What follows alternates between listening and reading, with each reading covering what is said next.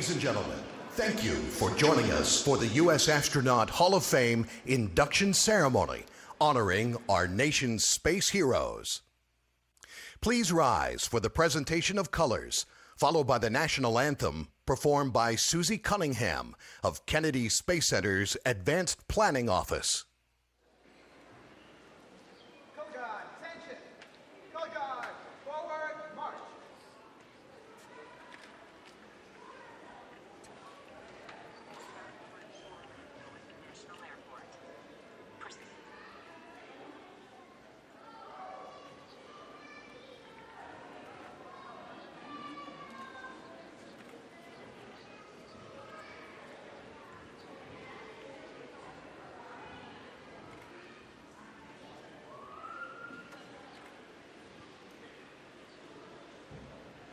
Oh, say, can you see by the dawn's early light what so proudly we hailed at the twilight's last gleaming, whose broad stripes and bright stars through the perilous fight o'er the ramparts we watched were so gallantly streaming, and the rocket's red glare, the bombs bursting in air, gave proof through the night that our flag was still there.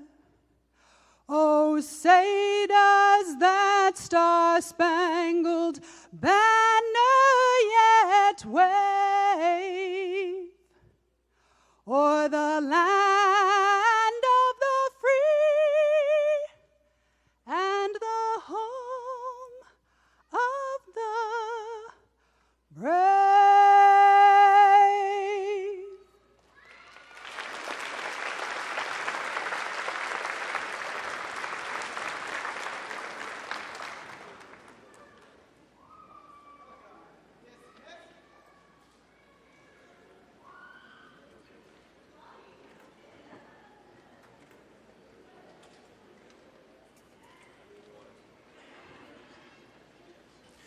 Ladies and gentlemen, please welcome today's Master of Ceremonies, former CNN correspondent and award-winning journalist, Mr. John Zarella.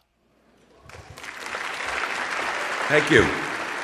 Thank you, Boy Scout Troop 481 from Titusville. And Susie just does a remarkable job every time. Susie, really, just terrific. We love you, Susie. How's everybody doing? Good? Good. We have a great crowd. I understand we had to add 150 extra seats in here today. I think it's mostly Duffy's family is what I was told was here. So, and the grandkids and all of that, right? Welcome everyone. It is so good to be here again as the Master of Ceremonies. As two space shuttle heroes are inducted into the United States Astronaut Hall of Fame. Both of our inductees flew aboard this magnificent machine, which is overhead, Space Shuttle Atlantis. And I know many of our other astronauts here have flown on Atlantis as well. There is no better place to host this occasion than right here with Atlantis. And now it is my privilege to introduce to you the attending members of the United States Astronaut Hall of Fame. Now, astronauts, please stand, turn, and wave when I call your names. Al Warden, you've got that? Stand, turn, and wave. That's three things I know. Okay.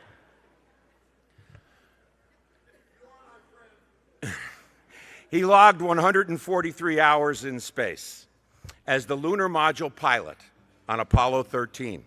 Later, he helped characterize the space shuttle's flying qualities and performance during descent and landing as commander of one of the two-person crews who piloted the space shuttle approach and landing test flights. Fred Hayes.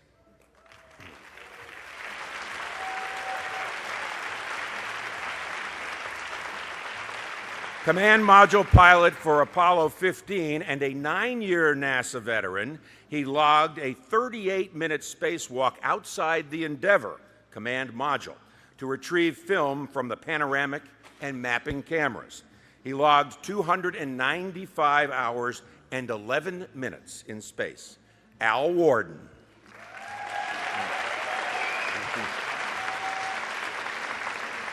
He was the lunar module pilot on Apollo 16 mission, the 5th mission to land humans on the moon. He and Commander John Young stayed for 71 hours and 14 minutes on the lunar surface, a record at the time of the flight. He has logged 265 hours in space. Charlie Duke.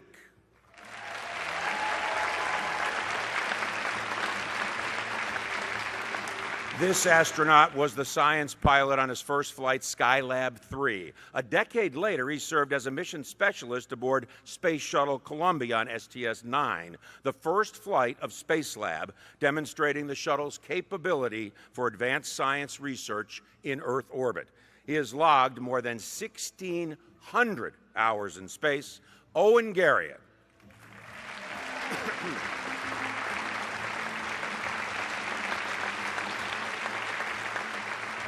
He served as pilot for Skylab 3, during which he worked in orbit for 59 days and spent 11 hours on 2 spacewalks outside the space station.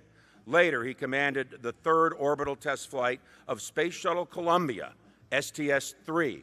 Jack Lausma.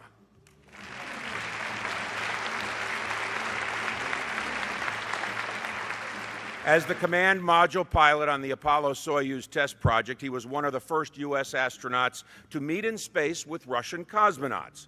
He went on to command STS-5, the first fully operational shuttle flight, STS-41B, the first landing here at Kennedy Space Center, and STS-35, the first shuttle mission dedicated to astronomy. Vance Brand.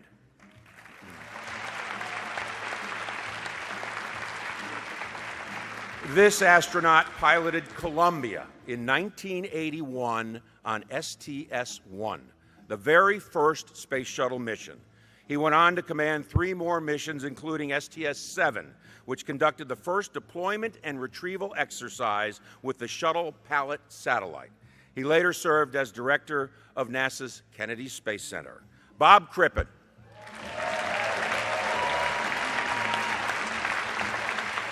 During his 19 years with the astronaut program, he logged more than 386 hours in space and flew on 3 shuttle missions. He served as pilot during the maiden voyage of Shuttle Challenger aboard STS-6, as commander of STS-51D, and as the commander of STS-51J, the first flight of the Space Shuttle Atlantis.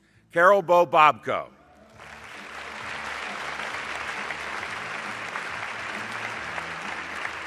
A 3 spaceflight veteran, he was on the first crew to fly an orbiter in close proximity to a free-flying satellite on STS-7. He then commanded STS-51A and later STS-26, which marked the space shuttle's return to flight following the Challenger tragedy. Rick Houck.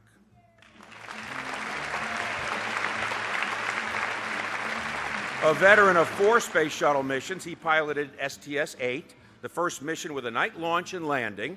He commanded STS-51G and spent 26 hours in space during STS-32, the longest shuttle mission at the time. He later commanded STS-49, the maiden flight of Space Shuttle Endeavour. Dan Brandenstein.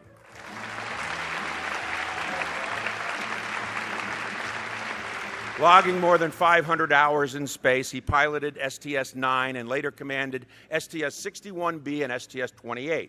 He also played a key role in returning the shuttle to flight following the Challenger tragedy, leading the Space Shuttle Orbiter Return to Flight team. Brewster Shaw.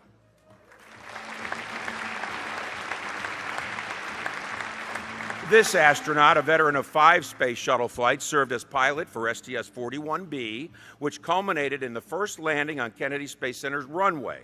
He then commanded STS-61C, STS-27, 47, and 71, the first space shuttle mission to dock with the Russian space station Mir. Robert Hoot Gibson.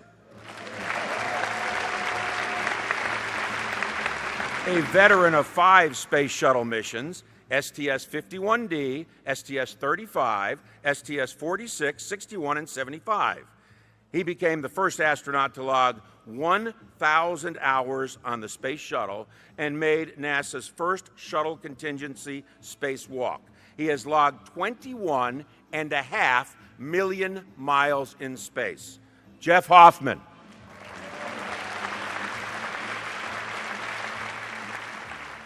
She's a veteran of 3 space shuttle missions, including the first 2 flights of the Space Lab Life Sciences payload that expanded our understanding of space and life sciences.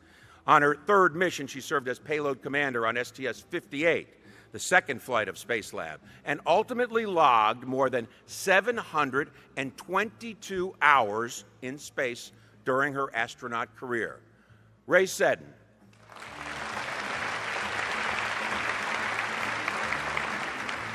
A 4-time space shuttle veteran, he has logged more than 646 hours in space. He distinguished himself as the pilot of Discovery for the shuttle program's return to flight mission following the Challenger tragedy, and as commander of the first Hubble Space Telescope servicing mission.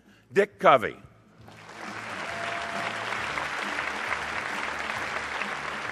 She logged more than 1,200 hours, 50 days in space. She served as mission specialist for STS-61A and STS-32 and payload commander on STS-50 and STS-89.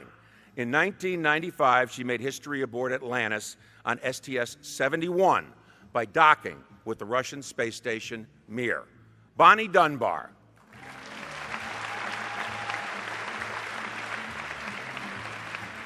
A veteran of 4 space shuttle flights, he piloted STS-61C and STS-31, which deployed the Hubble Space Telescope, then served as commander for STS-45 and STS-60, logging more than 680 hours in space.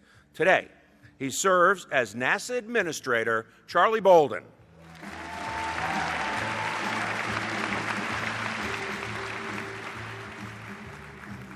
She has logged more than 975 hours in space, including more than 21 hours of extravehicular activity. She flew 4 space shuttle missions, including STS-49, the maiden flight of the Space Shuttle Endeavour. Kathy Thornton.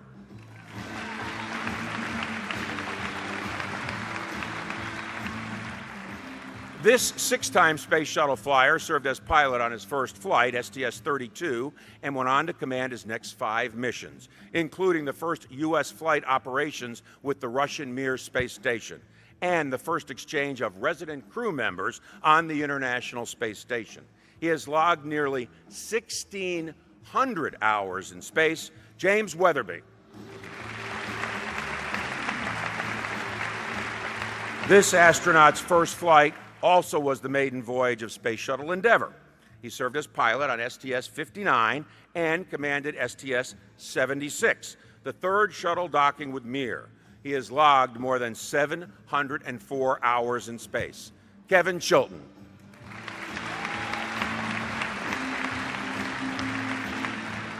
This veteran of 4 space shuttle flights first served as a mission specialist on STS-55.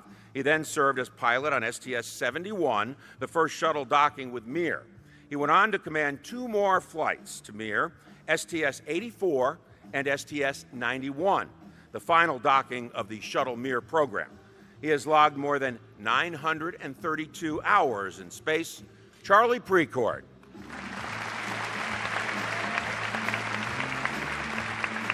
He racked up more than 1,600 hours in space on his 5 space shuttle missions. He commanded the first shuttle docking to the fledgling International Space Station on STS-96 and then led the 7-person STS-100 crew on a mission to install the station's Canadarm2. Kent Rominger. Ladies and gentlemen, our Hall of Fame astronauts.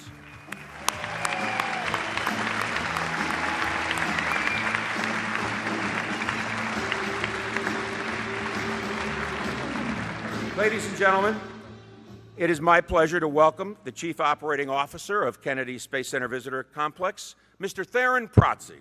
Theron?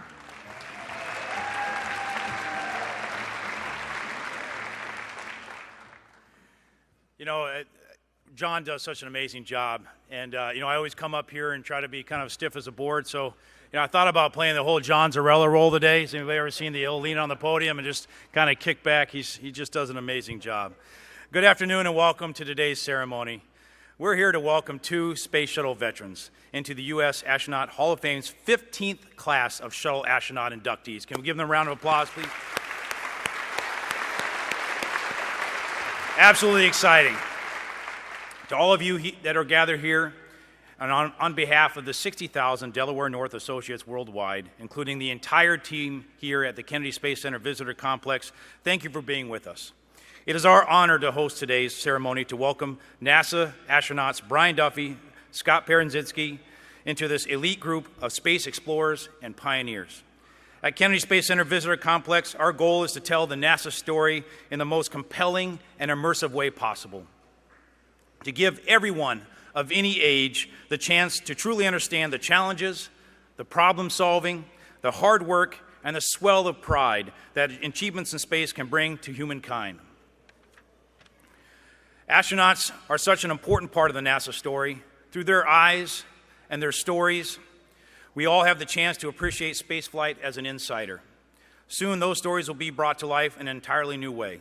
The U.S. Astronaut Hall of Fame will be a component of the new Heroes and Legends attraction opening later this year. You might have seen it as you walked in today.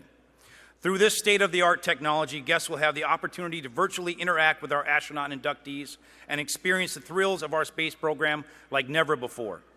Heroes and Legends will feature an omnidirectional 4D experience of Earth and space as astronauts share their stories and adventures.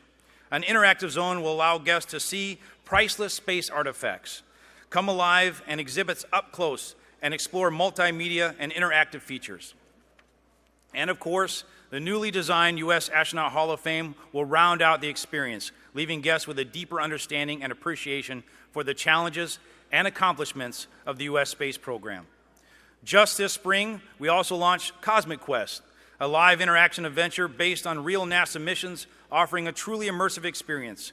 Guests can capture an asteroid, launch a rocket, create a habitat on Mars, and even conduct research on the International Space Station. On April 29th, we also launched the all-new 3D IMAX film, A Beautiful Planet, narrated by Jennifer Lawrence, and this documentary features spectacular views of Earth captured by astronauts living aboard the space station. And then coming this summer, guests will be able to take a holographic journey on the Red Planet in Destination Mars. NASA and Microsoft have joined forces to provide this guided tour of Mars using a real imagery from the agency's Curiosity Mars rover and the Microsoft HoloLens mixed reality headset. Astronaut legend Buzz Aldrin serves as the ultimate tour guide as guests set out on the adventure on Martian soil. There's even more innovations coming on the horizon, and we are so excited about the future of the complex. Today's children need to have fun learning about science, technology, engineering, and math in order to become tomorrow's space explorers. That's what every new exhibit or every hands-on experience is all about. I'd like to recognize the Astronaut Scholarship Foundation for doing such an amazing job, their board of directors, Executive Director Tammy Sudler, and her staff and volunteers for their contributions to today's outstanding ceremony.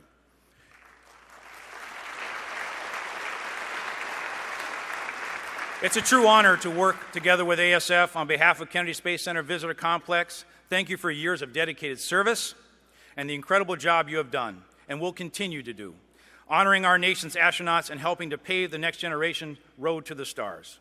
Lastly, and most importantly, congratulations to this year's inductees, Brian Duffy and Scott Parazynski. Thank you so very much.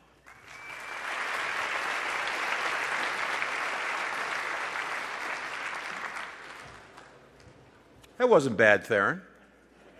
But you know, JZ Media, shameless plug, does offer media training. So if you would like, I'll be glad to do you some coaching on the Zarella format. There you go.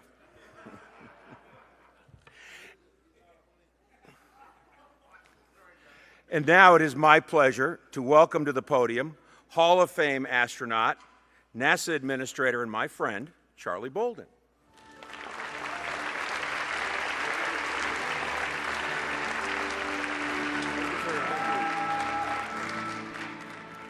Okay, it says Bolden speaks for 3 minutes.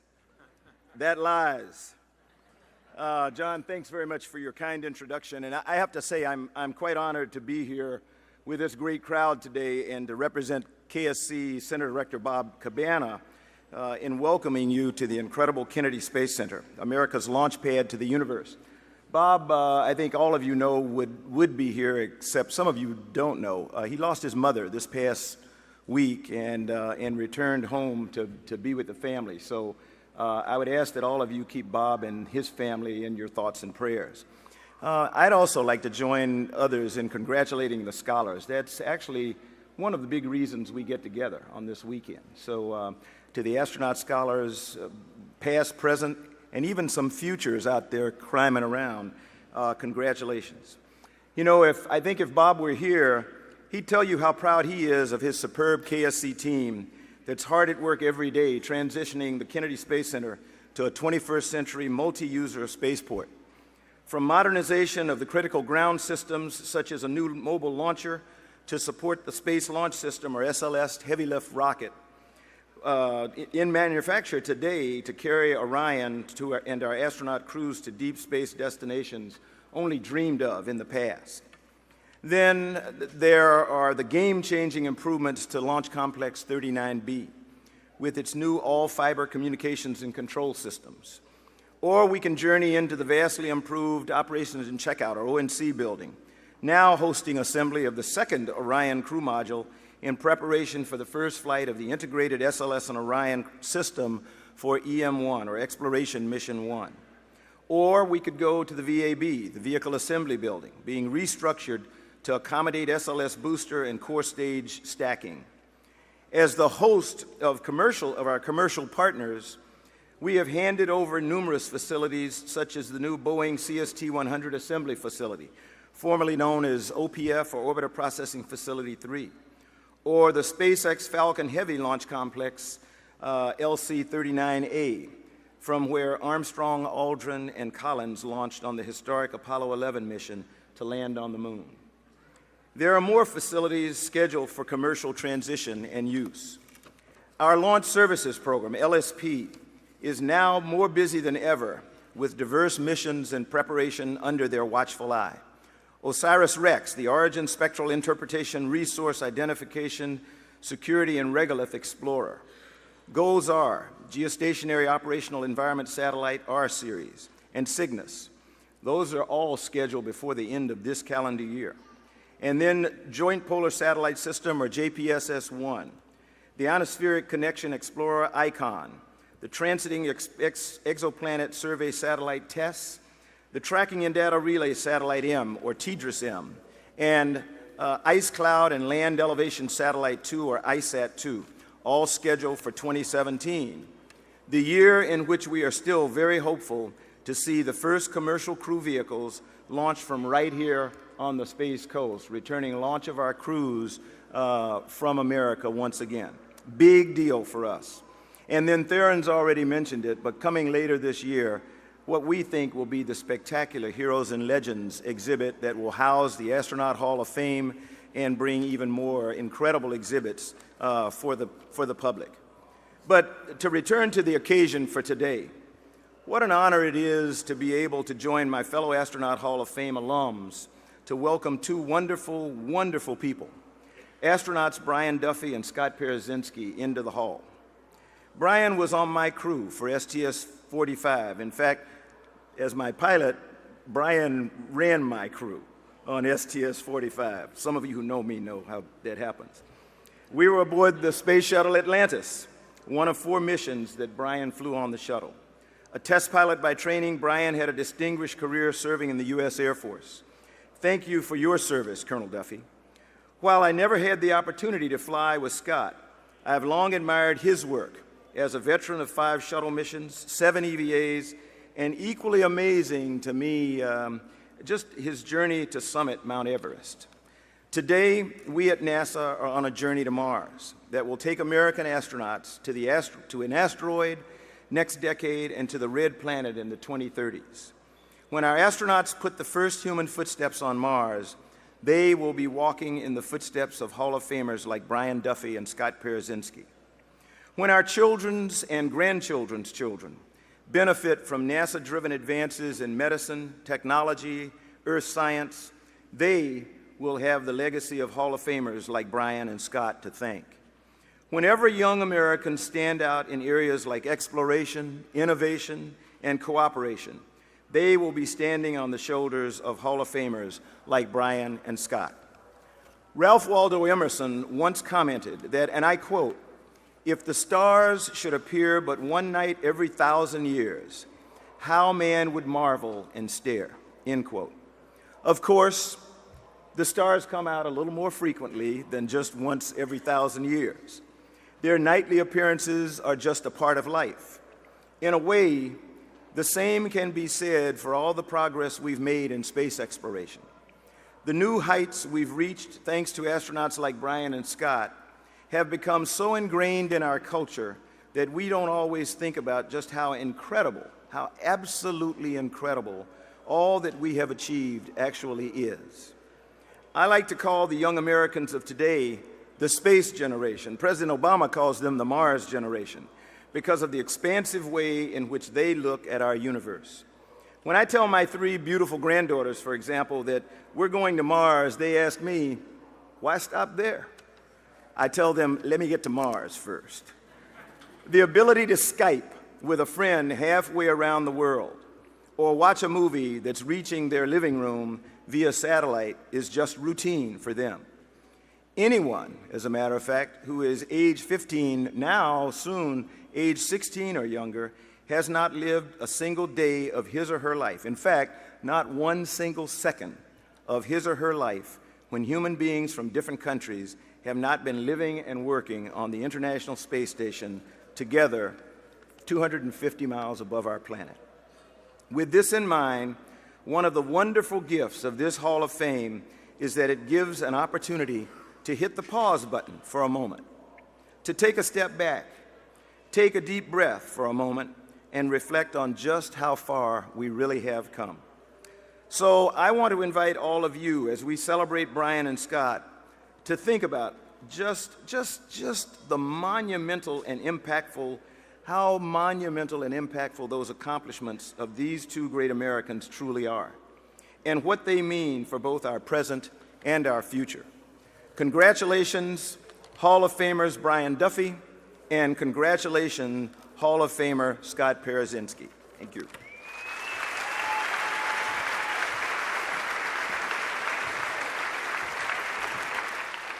Thank you, Mr. Bolden. And now, ladies and gentlemen, it is my pleasure to welcome to the stage Hall of Fame astronaut and Astronaut Scholarship Foundation Chairman, Dan Brandenstein. Dan?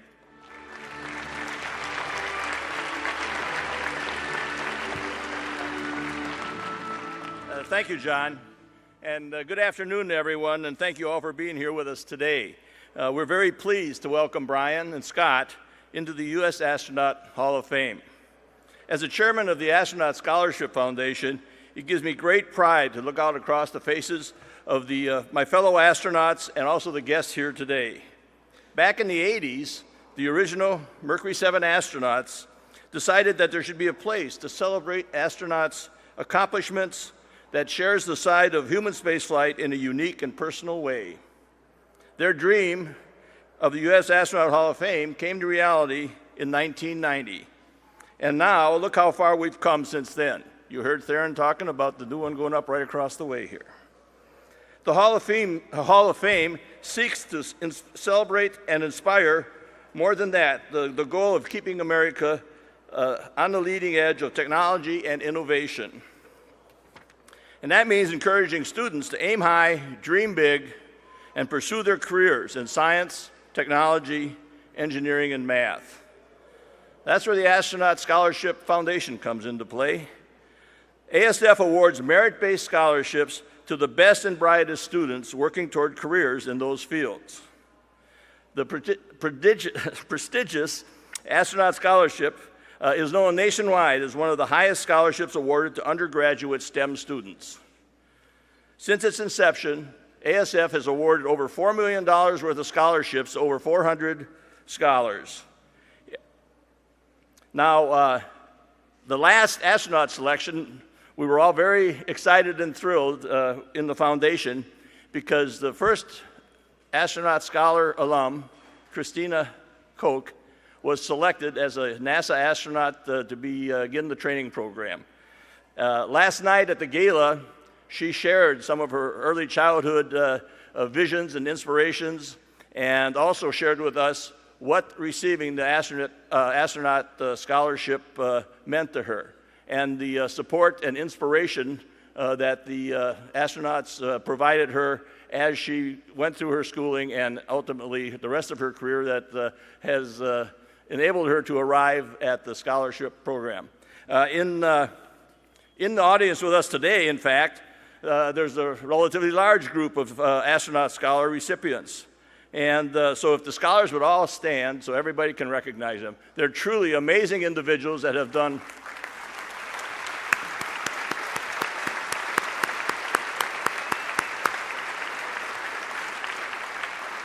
what they have done and accomplished is really eye-watering. We have a technical conference as part of this program this morning, and we went in and sat and listened to these folks tell us what they're working on, and it's truly mind-boggling.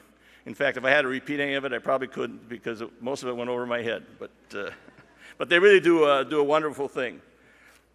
Well, now we can't get this done alone. We receive a lot of support from all the astronauts, from friends of NASA, and also from NASA with Charlie Bolden, who you heard earlier, Bob Cabana, who couldn't be with us today, as well as Theron Protze, who you also heard of from the Kennedy Space Center Visitor Complex.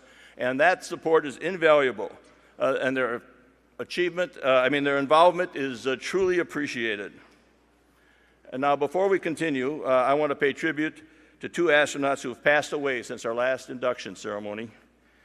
Hall of Fame Apollo astronaut Edgar Mitchell passed away. He was on our board of directors and was a strong supporter of the foundation for many years. Also, shuttle astronaut Don Williams, who also had supported us at this event many times during his life. They both had remarkable contributions to the exploration of space, and their legacy lives on. Let's take a moment and remember them. Thank you very much.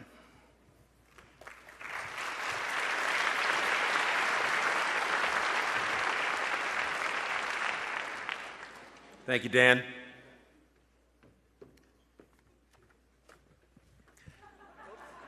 Are you ready? Ladies and gentlemen, now it's time for what we came here for, to begin the induction of the 15th class of Space Shuttle astronauts into the United States Astronaut Hall of Fame. Our first inductee is Brian Duffy.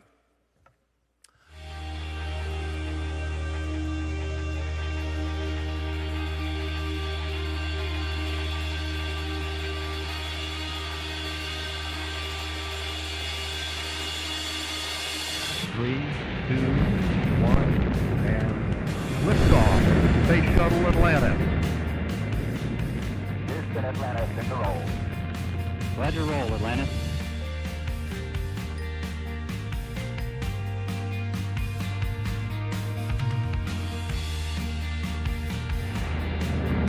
And liftoff of the Space Shuttle Endeavour on their first space mission and the retrieval of the Eureka spacecraft.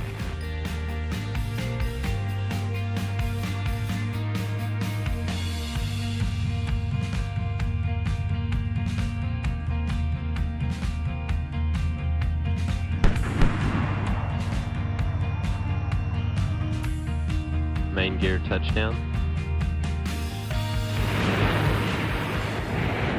During ignition and liftoff of Endeavour.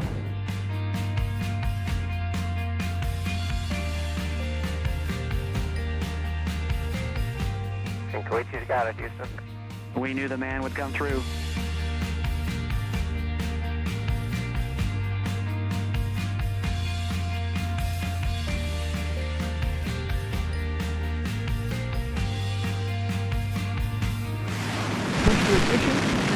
liftoff of Discovery, making shuttle history and building our future in space.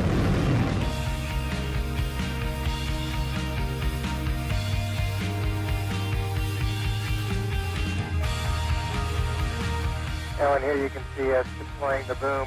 We copy.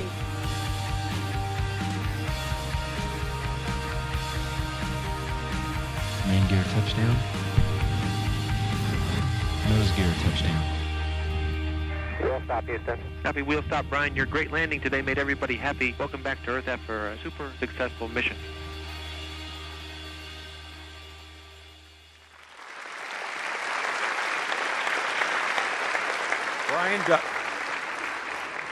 Brian Duffy was selected as a NASA astronaut in June of 1985.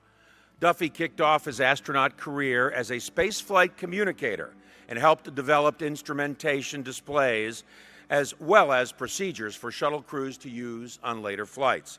He flew in space for the first time as the pilot on STS-45 aboard Space Shuttle Atlantis. Launched March 24, 1992, the flight was the first of the Atlas missions to explore the Sun-Earth connection. A year later, Duffy occupied the pilot's seat again on STS-57, this time aboard Endeavour.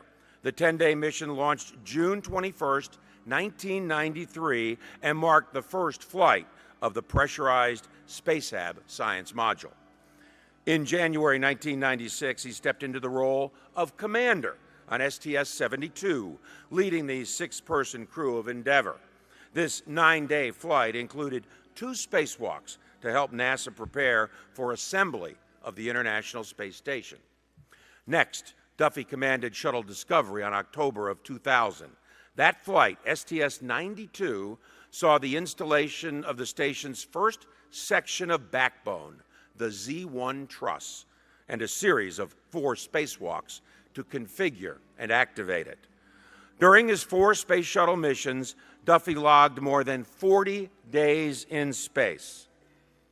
Duffy retired from NASA and the United States Air Force in 2001, but he didn't leave the aerospace industry. Today, he is Orbital ATK's Vice President and Program Manager, leading the company's human space exploration activities at the Johnson Space Center and here at Kennedy. Ladies and gentlemen, astronaut Brian Duffy.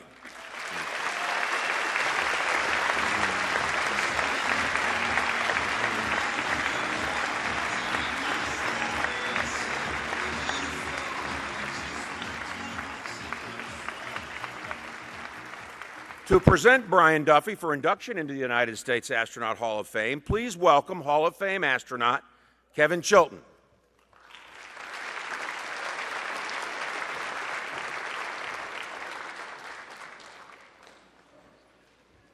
Thanks, John.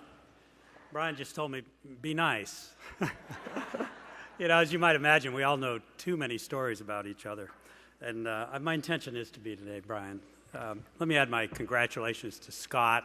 He'll be coming up here soon to join, but this is my one chance to congratulate him in public, and Brian, you too, of course, for this well-deserved honor. I'd want to also thank the Kennedy Space Center Visitor Center for providing this marvelous venue and support. This is my first time to see Atlantis since I saw her launch on her last flight from just outside the doors at Banana Creek.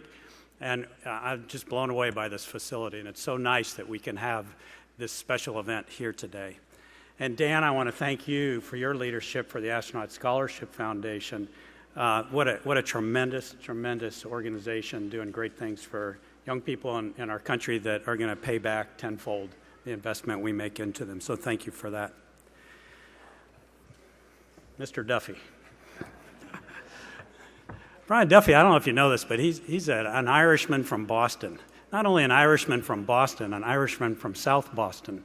And if you know the history of Whitey Bulger, I need to say no more.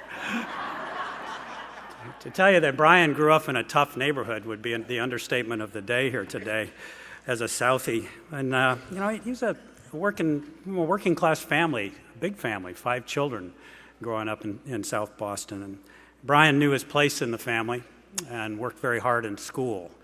and worked very hard at sport. You know, he grew up in the era when the Red Sox couldn't win a World Series, but my Lakers couldn't beat the Boston Celtics.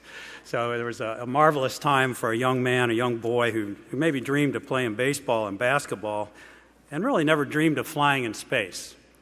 Brian said, you know, I asked him, did you always want to be an astronaut? He said, no, you know, I thought it was cool, but it's nothing I could ever do, certainly from my upbringing and my background. I asked him about joining the Air Force. How did you end up doing that? And he said, well, he had a cousin who went to the Air Force Academy, but at the end of the day, there was a lot of financial incentive to go to the Air Force Academy and the free education when you come from a family of 5 in the neighborhood that Brian grew up in. The prospect of playing baseball was also a good thing as well. And although not recruited, Brian walked on to the varsity baseball team as a freshman at the Air Force Academy and made the team. So here he was in the United States Air Force, studying mathematics, playing baseball, and kind of getting introduced to flight. In fact, his first introduction to flight was on the airline flight from Boston to Colorado Springs to attend the Air Force Academy. So he didn't go there thinking he wanted to be a pilot. He didn't know what that meant. He didn't go there thinking he wanted to be an astronaut. That was something that other people did. His sophomore year, he was offered an opportunity to try out for a professional baseball team. And thankfully, for all of us, he declined the opportunity and elected to stay at the Air Force Academy. What a different career that could have been. He majored in mathematics at the Air Force Academy, not choosing any simple subject to get through. But I think one of the important things that happened there happened on the athletic fields. And in Brian's senior year, he was elected to be captain of the Air Force Academy baseball team. Now, a lot of folks may not think that's too big a deal. I mean, every team has a captain. But when I consider the fact that my classmate, Mark Welsh, was on that team, Mark Welsh is currently a member of the Joint Chiefs of Staff and is the Chief of Staff of the United States Air Force, 4-star general. Being selected to be Mark's captain is a big deal. So Brian's leadership skills, he exemplified early, very early, even as a cadet at the Air Force Academy. He'll tell you he didn't have the best bat or the best arm on the team. That is clearly he was the best leader on the team. You know, but the singular most important thing that happened to Brian at the Air Force Academy had nothing to do with academics, and it had nothing to do with baseball, and it had nothing to do with falling in love with flying. It had to do with falling in love with Janet Helms.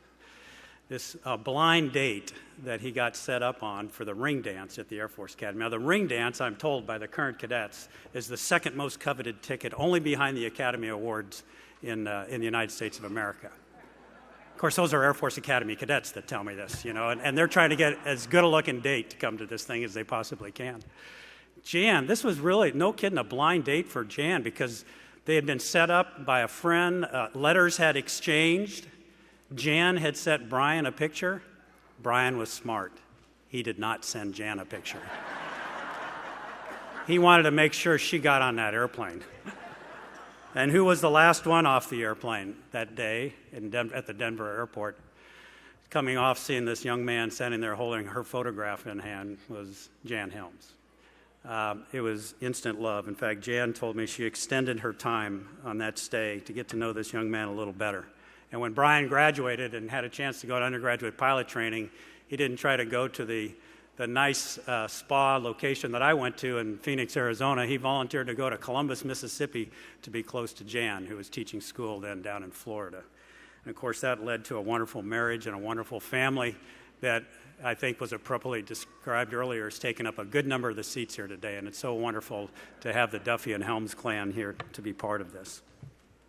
Brian, I know he did great in pilot training. He was a distinguished graduate. And in 1975, when he went to pilot training, graduating the next year, the F-15 was the newest, hottest jet in the United States Air Force. And mostly only experienced people were given that airplane, except they picked a few nuggets right out of pilot training who they thought had some potential. And Brian Duffy was one of those very first second lieutenants selected by the United States Air Force to check out in the F-15. Off to Langley Air Force Base he went, and did spectacular there, was one of the bright up-and-coming stars. When out of the blue one day, someone handed him some orders that said, you were going to go to Kadena Air Base, Okinawa, Japan, and you're going to be the wing safety officer there. Now, in those days in the Air Force, the wing safety officer was kind of the kiss of death to your career. In fact, 5 guys in front of Brian had turned the assignment down and elected to get out of the Air Force. And the only reason Brian got the assignment is he still had a 3-year commitment in the Air Force and he couldn't say no. So, just being a logical guy, Brian figured, well, this is it for me. I guess I'll go to Kadena. But while I'm there, I better be thinking about my next career because clearly the Air Force has given up on me. It's where Brian and I met. And Brian became my instructor pilot. Now, I knew none of these stories, and I didn't understand what it meant to be the wing safety officer, but I understood what it meant to be a good fighter pilot, and I knew I had the best fighter pilot in the 18th TAC Fighter Wing as my instructor pilot in Brian Duffy. But I guess to put it in NASA term, being assigned to the 18th TAC Fighter Wing headquarters safety office was kind of like being assigned to Building 1 at the Johnson Space Center. It was not something you desired to do or looked forward to do. But Duff, is one of these guys that he just doesn't complain. He goes through life with a skip in his step and a smile on his face and just does his job, and just does his job better than anybody around him. And apparently he did it better than he even realized because eventually, although he thought it was the end of his career, some interesting things were happening behind the scenes. Of course, he didn't know it, so he executed his plan. He thought maybe being a test pilot would be kind of interesting duty, so he filled out an application to test pilot school. He was not selected. He was an alternate, he found out. Well, plan 2. And this is a strange one. I guess I'll go be a lawyer. I don't know, there may be a connection back to Southie there that I just haven't heard the story about, but here we got a fighter pilot, math major, wants to be a test pilot, and his bailout plan is to be a lawyer? So when he's on a temporary duty trip to the United States of America for 2 months in Maxwell Air Force Base, Alabama, he sneaks out one weekend, rents a car, drives to Auburn, takes the LSAT, and gets accepted into 2 law schools. Comes back to Okinawa. He's 2 weeks away from dropping his letter to get out of the Air Force saying, thank you very much for a wonderful career, I'm off to law school, when the wing director of operation, an infamous fighter pilot named Moody Suter, calls him into his office and says, Brian, you've done a great job as the head of flight safety here, and I want you to go to fighter weapons school and be our representative for the 18th TAC Fighter Wing. Now, this is the most plum assignment any fighter pilot could get in the United States Air Force. This is the Navy Top Gun, fighter weapons school, F-15, young captain. Brian says, well, sir, that's really not in my game plan. After being less than unceremoniously thrown out of Moody's office, literally thrown out of Moody's office, Brian went back and thought, what is going on here? And fortunately, before his letter hit the desk at the Military Personnel Center, a slot opened up at Air Force Test Pilot School, and he got a cold call that said, how would you like to come out for a 5-flight eval? He said, I think I'll try that. And so instead of law school, Brian ended up off at Air Force Test Pilot School in the year of 1982. Now, of course, how did Brian do at Test Pilot School? Distinguished graduates out there, of course, and from there he moved on to Eglin Air Force Base, where he excelled as a test pilot. I followed Brian not from Kadena to Test Pilot School, and then I was assigned to Eglin and joined him down there, and I can tell you he was working on a very critical and classified program at the time that was very important to our national defense, and just doing a bang-up job.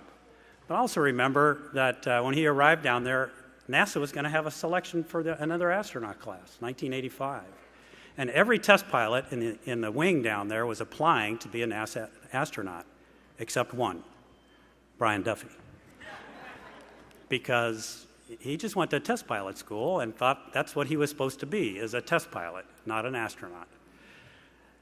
He got another phone call from another wing DO, this time a little kinder colonel who called him in and said, Brian, I understand you're not applying to to the NASA program. And Brian said, no, I don't think I'm going to. And he says, I think you should. And this time Brian did follow the advice of his colonel. He literally had filled out his application, finished filling it out on a Friday, and a dear friend of ours, Steve Patati, checked out on F4 for the weekend, flew to Randolph Air Force Base with Brian's application so that the board would have it on their desk on Monday morning. And the only test pilot from Eglin Air Force Base selected by NASA that year was Brian Duffy. So, if you're not a believer in providence, there's too many examples in this man's life where some twists and turns have moved along. But, just because the Air Force recommends you to NASA doesn't mean you're in. You got to go through the interview process and all that stuff. And there's a great story from Brian's interview that I think is also kind of captures his sense of humor and a little bit of the steel in his spine. So the story goes, Brian is sitting there at the interview table, and of course the head of the flight crew operations is chairing this, and there's different astronauts there and personnel people, and they're going around asking him various questions. And one of the questions that was asked of Brian was where he went to college. Now, of course, they know this. It's in the folder, but this is part of the game. And Brian said, well, I went to the academy. And the man at the head of the table, who was a graduate of Annapolis, said, which academy? Brian smiled and said, the academy.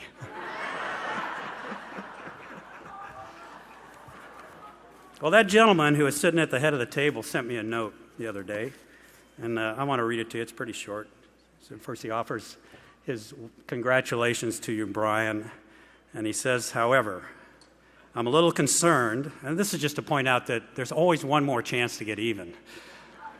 I'm a little concerned that you are honoring an individual who has acquired a reputation for not paying off his bets. For you see, Brian has yet to pay off for his unwise wager on Air Force when they played Navy during the 2015 football season. I would also note that it has taken the Astronaut Hall of Fame a long time to honor Brian. The Irish, after all, recognized him for his contributions and his virtues some 26 years ago when they made him the 1990 Grand Marshal of Houston's St. Patrick's Day Parade. All the best, George Abbey.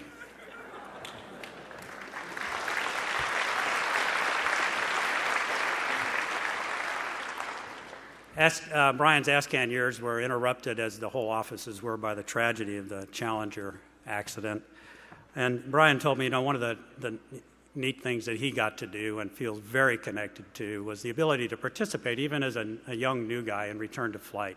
And he found himself in short order assigned to Huntsville, working on issues associated with the main engines and the solid rocket boosters. And most flattering of all, he said, was to be asked by Rick Houck, who's here today, and Dick Covey's, who's here today, to be their family escorts for the return to flight mission. For me, picking a family escort is a very, very personal moment and matter. And to know that these two gentlemen here thought so highly of Brian to do that speaks volumes of Brian Duffy. Well, Brian had some good times, too, with other additional duties in SAIL and Capcom, but there's also that time in the barrel, as the Navy folks say, and he by and by found himself back in Building 1, as both the Bubba, no good deed goes unpunished there, and the assistant director of the Johnson Space Center and the acting deputy director. I can tell you that no one in the astronaut office wanted these jobs. No one. Again, it was like being assigned to headquarters. And yet Brian saluted smartly and took them on. And I can also tell you, every one of us in the astronaut office at the time were so glad that Brian did just that, because he brought an element of sanity, we think, I'd like to think, but also perspective from the astronaut office perspective. And we knew that our voice was always going to be heard through Brian's quiet dialogue within the halls of power in Building 1. He was the right guy for the job and did it brilliantly. John has given us a great summary of Brian's flight experiences. The videos were fantastic. His first flight, he was tutored by one of the greats, Charlie Bolden, and Brian has recognized him already. On 57, he did his first rendezvous with Ron Graby and began to be schooled in that. On 72, he did another rendezvous, but I think something else stands out on that flight. It's one thing to fly with one rookie on your crew. In fact, that's kind of entertaining. Having two rookies on your crew can be pretty fun, really, because you can play them off against each other. Having three rookies on your crew, I would call challenging. Having 5 rookies on your first flight as a commander is terrifying. And that's what Brian had. Here he was, his first command flight. He had 5 rookie astronauts assigned to his flight, and his MS-2 is the only one who had flown before, and he'd only flown once. That's the kind of trust in leadership that the NASA leadership had in Brian Duffy, in his ability to do that mission, which they completed very successfully. I'll tell you, those 2 rendezvous missions, though, the skills he developed in those flights really got put to the test on his last flight, STS-92. Now, 92 was kind of an unsung flight for the International Space Station. You know, when you take up a module that you can open the hatch and go inside and there's video down to the ground, that's really palpable for the audiences to see on Earth. Or if you put up a 150-foot solar array that deploys, I mean, that is cool. But you got this little box of a truss with these black discs in it, and you can't get inside it, and what is this Z1 truss anyway? Well, it's the brain of the International Space Station. It's the nervous system. It's the entire control system that keeps it pointed in the right direction, and all the communication systems go through it. So it's an incredibly important element of the station. But Brian was happy to just, tell people, well, it's the Z1 truss and leave it at that. Proud of his mission, though, and proud of his crew. On his last training simulator before that flight, Brian, they had the opportunity to do one more run through the sim. And Brian asked the folks over at Mission Control if they could do one more radar failed rendezvous in the simulator. Now, Mission Control didn't like to do those because with the radar fail, they had no information, so it's like watching paint dry for the last 50 minutes of the rendezvous, and the crew had all the data on board and look out the window to do it. But Brian felt that he and the crew needed just a little sharpening in that area. Again, I think he was a little prescient, because sure enough, on STS-92, during the rendezvous with the International Space Station, carrying the Z1 truss and PMA-3, 2 very critical payloads, the radar failed. And Brian had to execute the first ever non-radar rendezvous in the space shuttle program. Well, they were trained, right? They had sharpened their skills just before they went up, right? So no problem. Of course, the ground is seeing nothing because the radar's turned off, but Brian's flying it, and they do their burns, and it's night, and they're coming into the portion of the rendezvous where Brian floats back to the back station on the shuttle flight deck and is looking through the optical sight out the overhead window as the sun rises, expecting to see the space station somewhere in the vicinity of the site. Not only is it nowhere in the vicinity of the site, it's not even in the window. So you imagine you're looking up there going, this isn't how it worked in the simulator. And he told me he paused for a moment thinking, where is it? And then someone said, look, and out across the payload bay, behind the tail of the shuttle, just above the OMS pods, was the space station. Now, there's no procedures to recover from this position, folks. I mean, you don't know exactly where you are at this point or your trajectory. And Brian Duffy, the best BFM pilot, basic fighter maneuver pilot I ever flew with in the F-15, put all those skills and his mathematics skills and his understanding of orbital mechanics to use at that moment.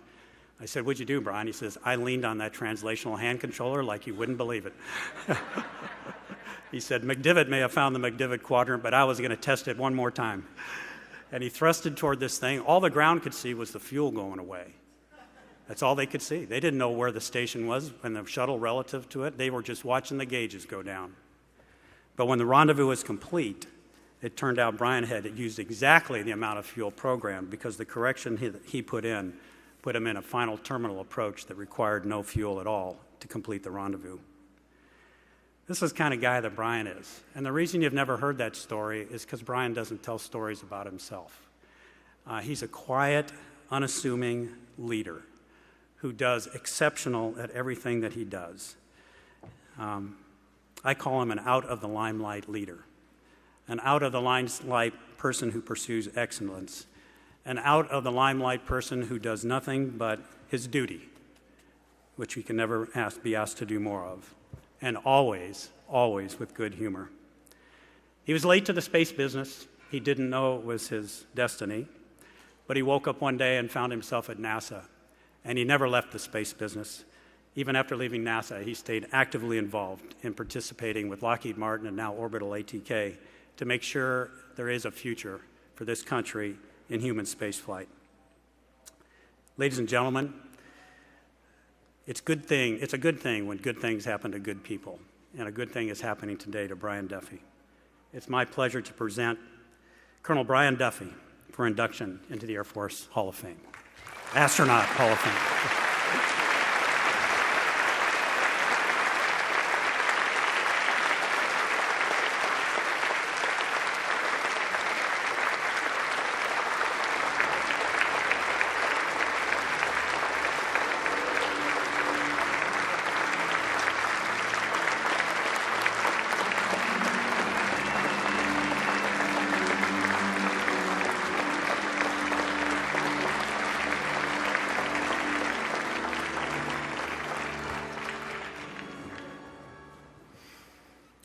Wow. Chili, do you make all that stuff up? I've only had about 6 months to get ready for this today, since I found out about from a phone call from Dan before Christmas. So I was like, kind of the nicest Christmas present I could have received, except it came with a catch, as all things do. And Dan said, "Well, you can't tell anybody to do this."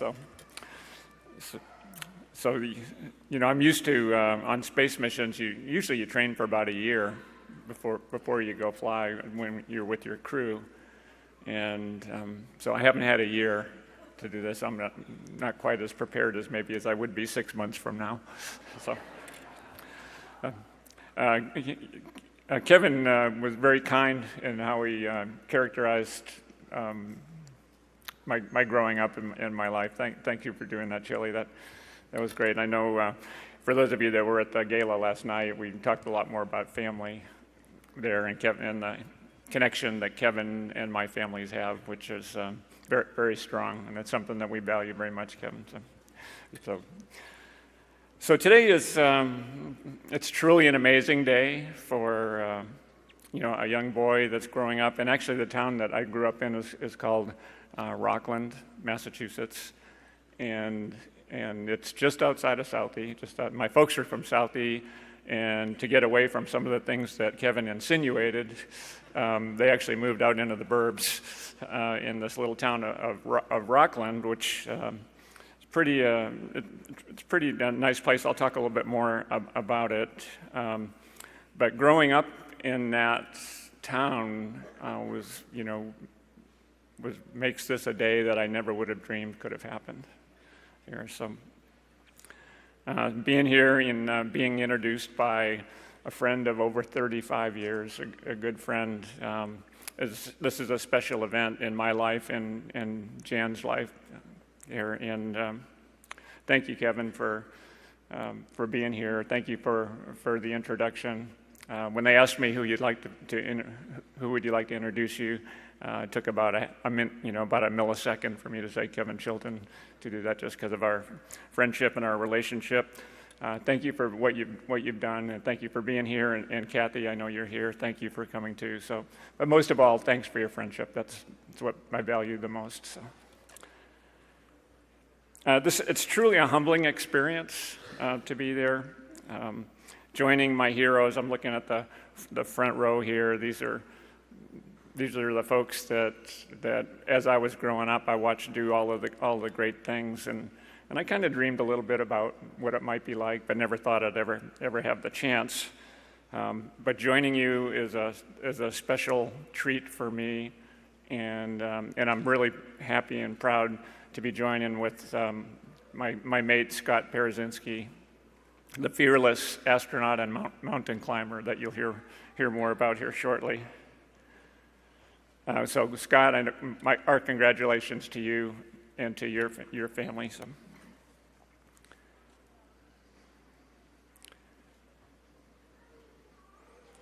I want to thank the Astronaut Scholarship Foundation and the selection committee for shining this light on us and inviting us to join this incredible group.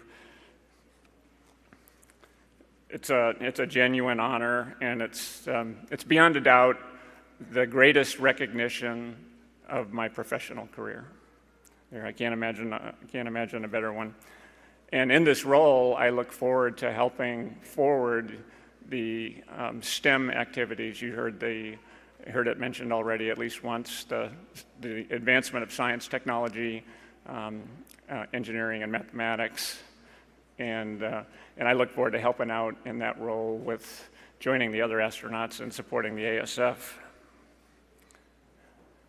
And I'd like to extend a big thank you also to Tammy and the Astronaut Scholarship Foundation, her staff that has put on not only last night's event, but has taken care of every single detail for us over the weekend, which has been absolutely fabulous. I'd like to thank Darren, who's here as well, because as has been mentioned, this venue is just awesome. What do folks think about it? Do you like this here?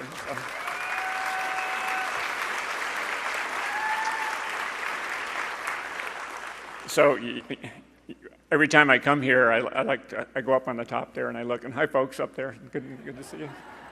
I go up there, from right about there you can see my window there, so I always like to go up and look at my window there, which is where I looked out.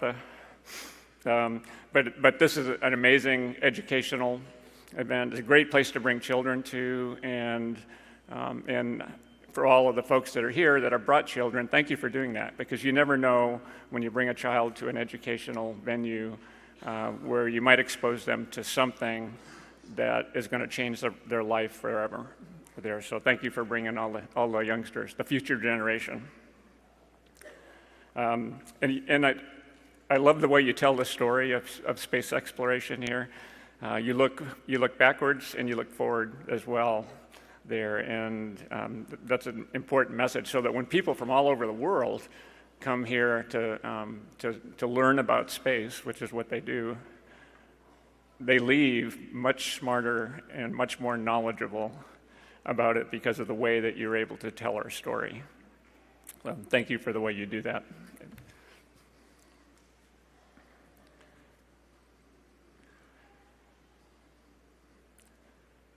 So those of you that know me, you heard Kevin talk a little bit about some baseball that I played. Those of you that know me know that I've been a lifelong baseball fan. Growing up, I was either playing it or practicing. I was in a game or practicing for a game, something I loved. As a child, I followed the Red Sox very, very carefully. Some summers I actually scored, listened on the transistor radio I had. Actually scored every single game for an entire summer there and keeping track of it all. And when the Red Sox played the Yankees, I really paid attention to it because of the rivalry that's there. So one of the most colorful characters to ever play the game was a very famous Yankee catcher named Yogi Berra. And at his 1972 induction speech at the Baseball Hall of Fame, the very first thing he said in his speech was, "I guess the first thing I should do is thank everybody who made this day necessary."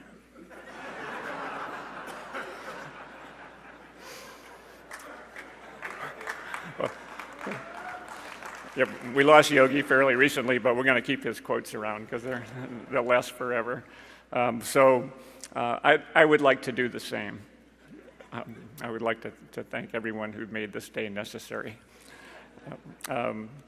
Without putting any words in Yogi's mouth, I think what he was saying was that we're all shaped by the people who touch us, and touch our lives. And certainly no one has shaped my life and touched my life more than my beautiful wife of 40 years, Jan.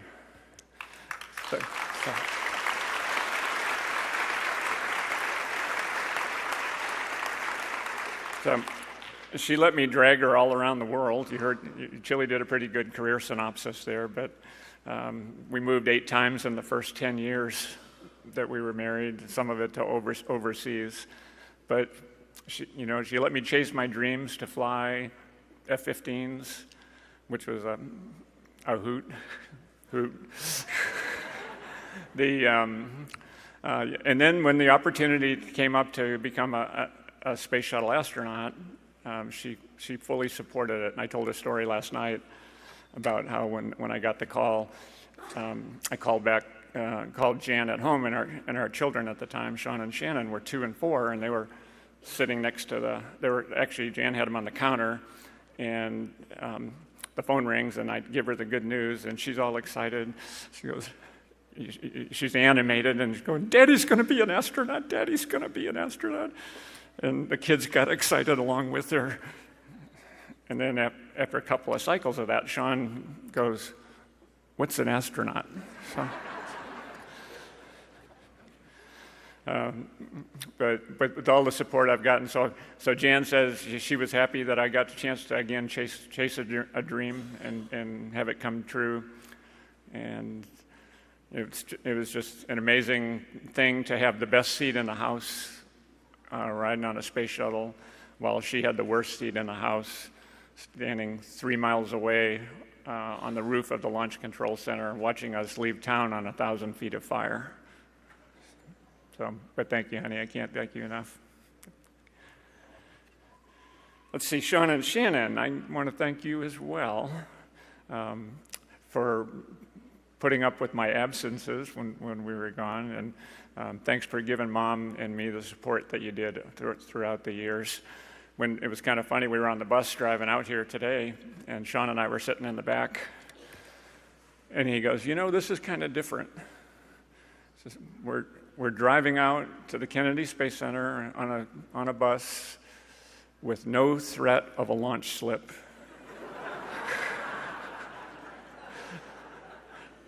So I wasn't exactly known for going on time every time. In fact, on my last flight, we tried, my pilot is here, by the way. Pam, how many times did we try? We loaded up 3 times. Yeah. So let's just call it a handful of times that we were trying to go. It took long enough that my mother left.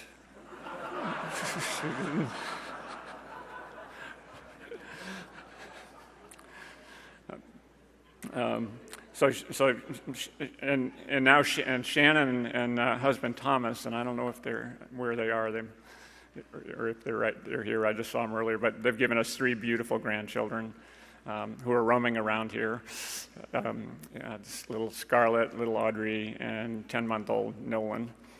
So nothing more important to me than my family, and I can't thank you all for the support, and I love you all. So. I feel so blessed to have been born when and where I was. I was born into a large and loving family and grew up in what turned out to be a child-friendly and generous small town. My parents are no longer here, but the love and the lessons that they taught to me, my sisters, Diane and Claire, who are here, over here, my brother Tim, who's here as well, standing over there. The lessons that we learned, we still have. So while we remember Mom and Dad for everything they gave us, and we're happy for the lessons that they taught us.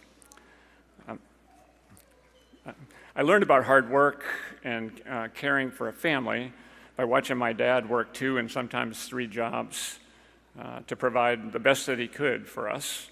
My older brother Dan was a Down syndrome child and adult, and the jobs that my father was working provided Dan with the level of care that the wealthiest families in the country provided to their handicapped children. So we weren't wealthy, but we didn't know it. Didn't matter, to tell you the truth, because we were raised in a very loving environment where we had everything we needed. We didn't need anything more than that. My mom was the glue for the family, as a lot of Irish mothers are. She lovingly set down the rules and made sure that we followed them. She also encouraged us to strive to do our best with our God-given talents and abilities. So that was a lesson that we learned early in life. So thank you, Mom and Dad, for all that you did for us.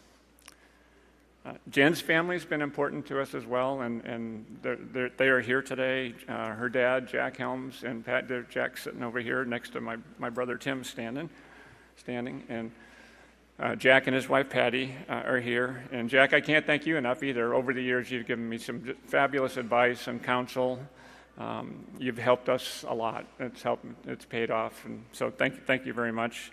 And as far as like the golf swing tips go, I need a few more, so keep them coming. My game's falling apart. Jan's sisters are here as well, Judy, Joni and Jackie, and I don't know where they're sitting, but they're nearby. So they're here. They're right in front of me. And their husbands and friends and family are all here as well. And they've been nothing but supportive to Jan and me and our family over the years, and we thank you for that. We love all you guys. So growing up in that small town of Rockland, Massachusetts was actually a pretty lucky thing, although what it meant was the space program was a long way away. It was 1,000 miles away. But the best thing that was going on in those days, the early days of the space program, was they covered those missions on television really well. So I was able to watch every launch that I could, and was very interested in what was going on. But as Kevin mentioned, I never thought I'd be a part of it. In fact, I clearly remember my first experience with space. As I was a paper boy most of my young growing up days, where I delivered daily papers there. And I remember a cold winter day, right after sunset. It was a very clear sky, and I looked up and I saw my first satellite, a polar satellite, going from north to south. From where I was standing, it was going from right to left. Big, bright, shiny object that I knew. I didn't know if it was Russian or American, but I knew it was not an airliner, and I knew it was in space because of the speed at which it was moving. And so that was the first time where seeing space and thinking, well, you can put things in space and do things with it. That was the first time it hit me as a child to do that. So I remember very clearly my first exposure. Another lucky thing about growing up in that town was that the people were really generous. In fact, they went and hired a calculus teacher to come teach the class to 3 students there at Rockland High School. How many schools would do that nowadays? So they hired a teacher to teach a course to 3 students, and I attribute that to why I majored in mathematics at the Air Force Academy, and then having majored in that subject enabled a lot of the other things that happened in my career. So if you go from A to Z, a good way to attribute that is to the people of Rockland, Massachusetts, and the fact that they were willing to do that. So I'm very thankful to the town that did that in those days. So the human space program's always been kind of on my radar. I've been watching it. Jan and I, in the summer of 1975, came over to watch the Apollo-Soyuz test project launch, and Vance was sitting right here in front of me. And we were on the causeway out here, sitting there watching, looking across the water at the Saturn vehicle that was on the pad out there. And we were wondering what was going on through your mind there as we heard the crew getting loaded in. And Jan and I talked about, what are they thinking? What are they feeling out there? Well, little did we know that years later, and not many years later, Vance and Bev would be good friends of ours, would live in the same neighborhood. Bev would be Sean's Cub Scout den mother, and their son Eric would be Sean's good buddy. So it really is a small world. I know that the successes that I was able to experience in the shuttle program would not have happened without the absolute commitment of tens of thousands of people across the country. Those people, some were in D.C. inside the Beltway, doing the things that you have to do inside the Beltway to make sure that the workforce has the resources that it needs. Some of the people were in project offices and program offices spread around the country. Some were building, flight hardware for us. Some were building payloads for us. The training crew in Houston was getting both the astronaut crew and the ops team ready to go. But at least from my perspective, all of that comes together and came together right here at the Kennedy Space Center. And by spending a lot of time here over the years, I've learned just how proud the KSC workforce was of their orbiter fleet. Also, how much of their lives they dedicated to those orbiters. And as astronauts, we actually felt that when we flew the missions, we were just being loaned the orbiters. And we were supposed to bring it back in really good shape or else. And so it was, in a way, when they let us go fly these beautiful machines, it was rather like a father letting a daughter go on a date. And, you know, over the course of a 2-week mission, and I remember Charlie saying, okay, we're going to clean this thing up before we bring her home. Over the course of a 2-week mission, the inside of the vehicle with 7 people living in it will get a little bit dirty. There's, you know, food particles escape sometimes and they stick to the wall, and the occasional drop of a drink that has escaped from a straw. And then there's, every once in a while, there's a fruit punch explosion. And trying to clean up a big red mess takes a lot of towels.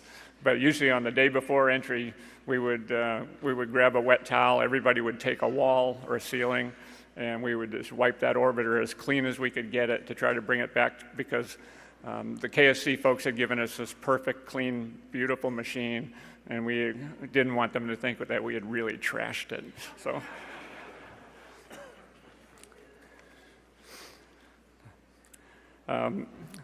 So I'd like to thank the astronauts who went before us that set the bar so high for us to try to achieve, try to reach it, and my other shuttle colleagues for all they did, for all of their help and teaching and guidance. That you know, you guys all set the standard for us to try to watch and learn from you. So I thank you for doing that. So for me, this is a day of thanks to all who've helped me, but it's also a promise of what's to come. I was the child of what I consider the moon generation. Many of us have and are helping lay the foundation on the trip to Mars that Charlie talked about. When I talk with youngsters, I tell them that they are part of the Mars generation. They will see it happen, and if they want, they can be a part of it. The Orion spacecraft, the vehicle that will carry the humans farther than they've ever gone before, has already had an extremely successful test flight. The second vehicle is being built right now in the Kennedy Space Center, and it will launch in about 2 years on the Space Launch System. That's going to be the nation's new heavy lift rocket, and it's going to take Orion and astronauts to where they've never been before. So we're well down the path to continuing human space exploration, and it's all going to happen right here at the Kennedy Space Center. To the scholars that are here today, and those of the future, human space exploration is alive and well, and I'd like to tell you, just follow your dreams. Maybe don't go to law school.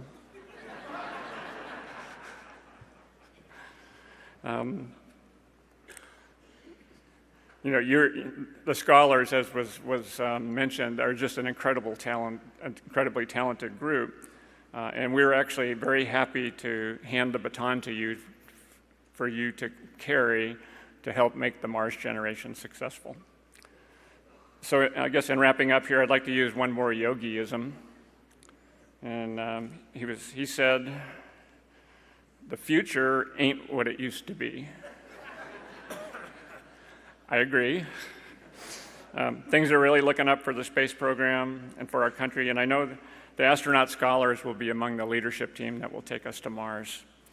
So thank you so much for being here today, and thank you for this great honor.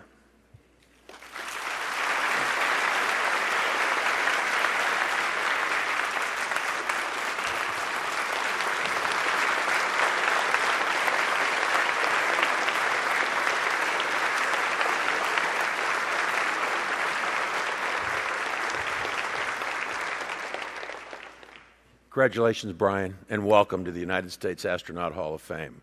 I have a question now. You guys down in the front row, you heard what he said, didn't you? He said that he grew up watching and admiring you guys. What were you trying to say? Say what? What was that? Oh, that you're old. He didn't say it to those guys and ladies over there, did he? He will. I heard you say that. Our next inductee is Scott Parazynski.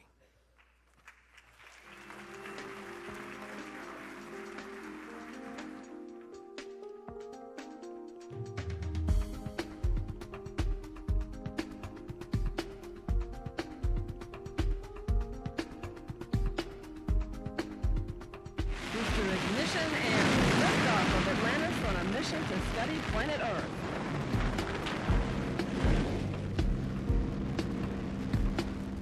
Did a great job with the deployment.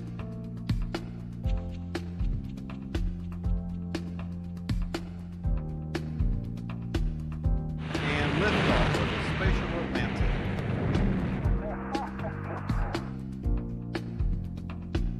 Here we go. Scott Parazynski deploying the hand controller for the safer.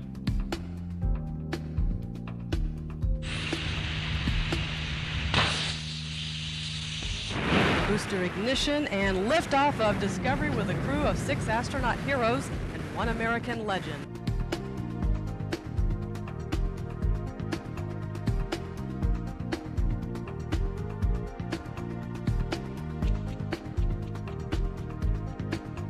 Houston Discovery got a good grapple of Spartan. Copy that. Great job, Steve. And liftoff of the Space Shuttle Endeavour.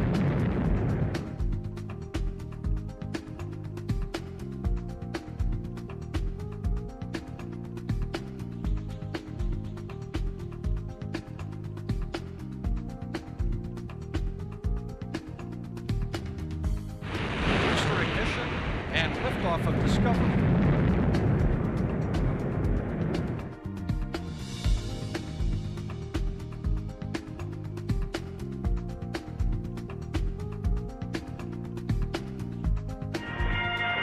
Luke, I'm your father. Use the Force, Luke. That's music for my son Luke, and be thinking about him today. 2 deployed to 3. Yay!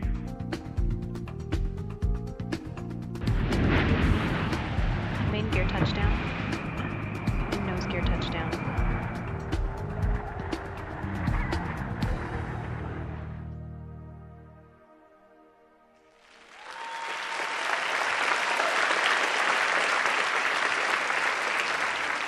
Dr. Scott Parazynski was selected as a NASA astronaut in March 1992 and was qualified as a mission specialist after training.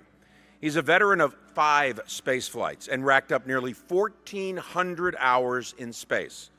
He spent 47 of those hours working outside the spacecraft during 7 spacewalks. Parazynski's first flight was STS-66 aboard Space Shuttle Atlantis. Launched November 3, 1994, the flight included the Atlas III payload to further study the interaction between Earth and the Sun, as well as the Space Lab pallet. He flew aboard Atlantis again on STS-86 in September of 1997. The mission marked the 7th docking with the Russian space station Mir. Parazynski served as the flight engineer on that mission, as well as the navigator during the Mir rendezvous, and participated in the first U.S. and Russian spacewalk during a shuttle mission. Next, Parazynski flew on STS-95 in October of 1998 alongside an American icon, John Glenn. As flight engineer, Parazynski operated the shuttle's robotic arm and monitored several life science investigations, including those involving his famous crewmate. He returned to space on STS-100 in April of 2001, this time aboard Space Shuttle Endeavour.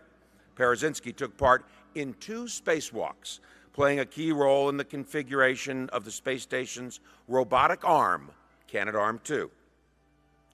On his final shuttle flight, STS-120, Parazynski ventured outside the shuttle space station complex 4 times, including an ambitious unplanned spacewalk to inspect and repair the station's P6 solar array. Parazynski retired from NASA in March of 1999, not just to work in private industry, but to pursue other exploration goals. He summited Mount Everest in May of 2009 and became the first person to both orbit the world and stand on top of it. Ladies and gentlemen, astronaut Scott Parazynski.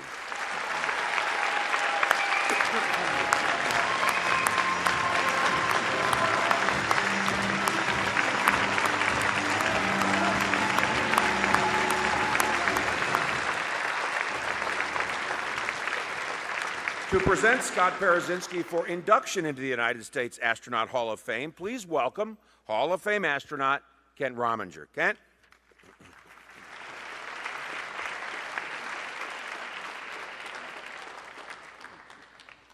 Well, thank you. It's an honor to be here today with two of my favorite people on the planet on the stage with me. And before I get started, I just want to acknowledge Scott's family that's here. I've gotten to spend some time with him, his mother and father, this weekend. It's been very special. It now helps put things in perspective kind of on why Scott the way he is, and we'll get into that. But his beautiful, talented wife, Minnie, and then Luke, the Skywalker, his son, is here as well. And by the way, the last time I saw Luke, well, he was 3.5 years old and about this tall. And today he's taller than Scott. But I first met Scott in 1992. We both showed up at NASA, a class of 25 astronaut candidates. And immediately, when you show up in the class, you start looking around, you get to meet people, you make first impressions. And my first impression with Scott was, wow, this guy is driven, capable, hardworking, very intelligent. You know what? He's the all-American golden boy, whiz kid. And so the key word there is boy, right? Because although he was 32, he looked like he was half that age, barely a teenager. And so to also know that he was a doctor, and being a Navy fighter pilot, we figure out how to pick on people. I immediately dawned on me. There was a TV show in the 80s, Doogie Howser, MD. So immediately, Scott became Doogie Howser, and that was I was very proud of that. Especially when it turned out, because he hadn't been around a lot of fighter pilots yet in his career, he didn't know how to take this, being called Doogie Howser. And people started shortening it to Doogie. It was just a little bit easier to say. And the fact he was unsure, and I don't think really particularly like it, it stuck. And, yes. And so in our class, he became Doogie. And I mentioned All-American. But if you learn a little bit more about his background, when he was 11, his father worked for Boeing, decided to travel the world, compliments of Boeing. So Scott, from the time he was 11 until he came back to the U.S. to go to college, went to school in Dakar, Senegal, Beirut, Lebanon, Athens, Greece, and Tehran, Iran. And then he came back and got accepted into Stanford. And I'm thinking, now how does that happen? Think about it. You just, middle school through high school, you went to school in all these places. Stanford's kind of tough to get into to begin with, much less coming out of the schools halfway around the world that Scott did. So right away, knew there was something very, very special with Scott. Well, so we came in 92. The way it works at NASA as an astronaut candidate, you have 1 full year of generic astronaut training, which is actually a lot of fun. You get to know each other, you tour the centers, but you get to learn about the space shuttle. So you come out of this year qualified on the space shuttle, and then you're hoping to get assigned to a flight. It takes a year of training before you actually get to fly on that flight. Well, by the time we finished our year of candidacy, Doogie was assigned to space flight. And it's no surprise at all that, so in 1994, he flew his first flight, only 2 years, only 1 year after he'd gotten there as a class. And so that is very telling. The other thing you're going to come to know and love about Doogie is there is no opportunity, particularly if it's an adventure, that he is going to pass up. Correct. If there is an opportunity, his arm is higher than everybody's, he's the first of the line, and he is there. Well, in 1993, the International Space Station came along, and we immediately started working with the Russians, the Soviet Mir program, and flying U.S. astronauts long duration on Space Station Mir. Well, guess who's at the front of that line? Yes, it was Doogie. He's at the front of that line, goes over to Russia, spends 5 months in, I'm not sure why it took the Russians 5 months, but they figured out, he's a little too tall. He does not fit in the Soyuz capsule. So he got sent home, and I was a little disappointed because now he had another call sign that kind of was sticking more than Doogie. So now he became too tall. And so he came back, and it actually, in my mind, was a real blessing. He came back and flourished, started flying the space shuttle. You saw here from the flights, and they mentioned, I don't know if you picked it up, but he flew as the mission specialist to the flight engineer, so very involved with the crew, safely getting the space shuttle into orbit and back home from orbit. But on STS-100, I had the pleasure of getting to fly with Scott. And one of the roles of the commander, of which I was the commander, is you assign the duties to the crew. And so on my crew, we had 3 rookies, and so as Chile describes it, hey, there's a handful of work there in the rookies. But the 4 I had that had flown were all very experienced, gifted astronauts, of which Scott absolutely was one of those. And as the commander, I decided, well, my 3 rookies, I need to give them the best experience they can have so that they can bring it back to NASA. Part of that experience is flying on the flight deck. So you have the pilot and the commander take up 2 of the seats. Those are not for barter. But then you have the flight engineer and the mission specialist 1 seat. So I have 2 seats, 3 rookies. I go, okay, one of them will be the mission specialist 2. The other 2 rookies will split the other seat. One of them gets to fly it up, the other gets to fly them down. Everybody gets to see what it's like being on the flight deck from the shuttle, except for 1. Out of a crew of 7, 1 is going to get the special job of being on the middeck the entire time.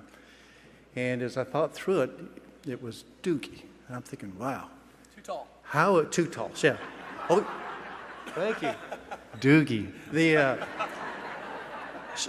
So I thought, Doogie, who, by the way, has been a mission specialist too on 2 of his flights, which is a very demanding role. He not only was the flight engineer on previous flights, he did that and did spacewalk. Typically, you don't do that to a crew because the training is intense on both of those, and you'll split those duties among other mission specialists. When I sat down with Scott to say, hey, here's what I've got in mind for you to do on the crew, I was actually kind of worried. Because here, my guess is it was the first time in his life somebody was sitting him down and going, I'm giving you a bad deal, and even though you're really talented, we're not going to capitalize on your strengths on this. So we sat down. I went through my logic with Doogie. Here's why we're going to do this. And he said, okay, and we left. This was in the afternoon, and the next morning, come back in.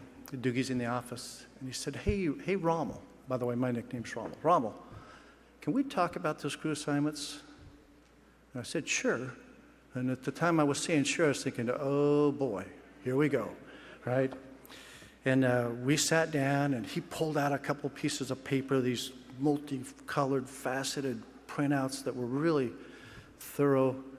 And they had to do with what you do when you first get onto orbit, post-insertion, and then what you do when you first come home, deorbit prep. Both very, very difficult tasks to do well. Both, if you don't do them right, the whole crew gets behind, and that day becomes a nightmare. And both very undesirable tasks, right? Nobody wants to lead those missions. But Doogie had thought about it because he was on the middeck, both going and coming. He approached me and said, hey, look at this. Look at these plans that I can do for us if I run post-insertion and if I run deorbit prep. What do you think? And I was elated. I go, I love it. And he said, hey, and by the way, do you think I could be the middeck commander? And I said, absolutely. So here I was afraid that I was going to offend Doogie. No. He's an opportunist. He says, hey, here's an opportunity for me to A, be a middeck commander. Not sure we've had one of those before. And B, do it really well. Well, I don't know if you're starting to get the picture of the trend here, but Scott, he does. He wants to do everything. He's always first in line. He's very adventurous, but he's committed. Right? A lot of people want to do everything, and hey, there's no way they can come close to doing it. Scott, when he tells you he's going to do something, he is 100% committed. He is all in. And let's look back in his history to look for some examples of this. And I'm going back before I knew him. And by the way, if you go through his bio, online bios, everything he's done, it's exhausting. I get exhausted just reading through this going, wow, right? Because I know him and I know how much energy he puts into everything. But he was a Rhodes Scholars finalist. He received academic awards in every school he was ever in. And by the way, those schools include Stanford, Harvard medical schools. He's a pilot. You know, I'm a professional pilot, but you know, not Doogie. He decided he was going to be a pilot, so not just a private pilot, commercial pilot, instrument-rated pilot, multi-engine pilot, seaplane-rated pilot. Yeah, so you're getting the picture here. Scuba diver. So he wanted to scuba dive from the time he was young. This is one area where his parents held him back. I believe, were you in Dakar at the time? Yes. And the bay in Dakar is not very clean water. Matter of fact, that's code for the sewer in that part of the world. And so he was, you know, pestering his folks, hey, please let me scuba dive. And they're like, no, we're not letting you spend that much time in that water. That is not safe.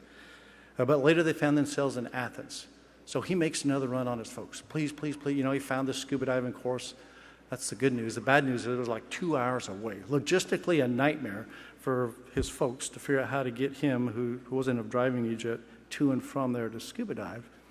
And so his mother said, well, Scott, I tell you what, if you can find 3 other friends and their parents agree to share in the logistics, so we split this up on how we get you to your scuba diving class and get you back, then okay. He shot out the door. That afternoon, he showed back up with 3 guys standing there saying, yes, we'll do it. Our parents will do it. 2 of the students his parents had never seen before. They weren't sure Scott had either. But yes, very innovative and driven when he wants to accomplish something. There are many Eagle Scouts in the astronaut corps, which is a very impressive thing. But I don't know how many have gotten the Outstanding Eagle Award, but you're looking at one here. Another thing that's pretty cool about Scott is he's a top 10 competitor in the 1988 U.S. Olympic luge trials. And you're thinking, wow, top 10 in the world Olympian. And now keep in mind, he's going to school in Stanford, and I'm trying to think, there aren't that many luge tracks that close to Palo Alto, California. So in figuring out how to make this work, Scott figured out, you know, I'm just going to have to take winter semester off, find a track somewhere to practice my luge. Turns out those happen to be in Europe, then Yugoslavia and Germany, I believe, were the tracks. To follow that passion and endeavor and wind up being world class. As well as you might imagine, he's won multiple awards and medals from NASA for his stellar performance that he's always done on his flights, including the space shuttle missions and the EVAs, including the one unplanned EVA that was very risky to repair a torn solar array. And you have to be really careful with the amount of voltage and wattage, amperage that are in those arrays. If you do the wrong thing, it's a bad day. And bad day is code for you're not going to be around anymore. So as we look at Doogie Howser, Too Tall, Scott Parazynski here, how would we classify him? Thrill seeker? Well, you know, although he's done a lot of thrilling things, probably not. There are some that are adrenaline junkies. Unfortunately, I fall into that category that would maybe be closer to that. But thrill seeker, no. I would not classify Scott as a thrill seeker. Risk taker. Well, he has done a lot of risky things, but he's not really a risk taker. He mitigates those risks and plans them thoroughly and executes them so they're no more risky than absolutely possible. Adventure seeker? Yeah, absolutely. Yeah, you're number one. I've never seen a more vigorous adventure seeker than Scott Parazynski. And so when I look at him, amongst all the astronauts I've been around, he truly represents an explorer. Space explorer, yes, he's done a lot of that with his 5 missions. Mountaineering, we've heard something about mountaineering. The other thing that I'm sure is not a coincidence, when he did his residency, he wound up doing it in Colorado. at University Hospital. I think the fact there are 59 14,000-foot peaks, mountains in the state of Colorado had something to do with that. He set his goal on climbing every one of them. He did. That's impressive. Mount Everest, I mean, I'm so proud when I talk about Scott, when I'm talking about our mission. You know, he is the only human on the planet that's done both, as John articulately says, has seen the world from orbit and stood on top of it. But it doesn't end there. He's spent time in Antarctica. He's applied his medical skills there. He's been to the South Pole. And interestingly, this week, this had nothing to do with this event coming up. I'm going through my news on my computer, and here something pops up, Project Poseidon, record-breaking 100-day undersea expedition. Guess who's one of their aquanauts? Scott Parazynski. So you name it. He's been a lot closer to volcanoes than I ever want to be. He is absolutely an explorer. And but one of the things that I'm most impressed with Scott is he applies himself. But even Scott realizes, hey, there are only so many hours in the day. Even Scott, the ultimate Energizer Bunny, only has so much energy. So he actually is fairly calculating on how he's going to apply himself. And we've heard a lot about the great accomplishments. What you haven't heard about is he does phenomenal things. You know, one of the things he does, and I'm looking at this Forever Remembered, if you get a chance, it's a phenomenal display to honor our Challenger crew and our Columbia crew. Scott has been very, very involved in both those crews after the fact. And one of those areas was on STS-107, after we lost that crew of Columbia, and obviously Columbia.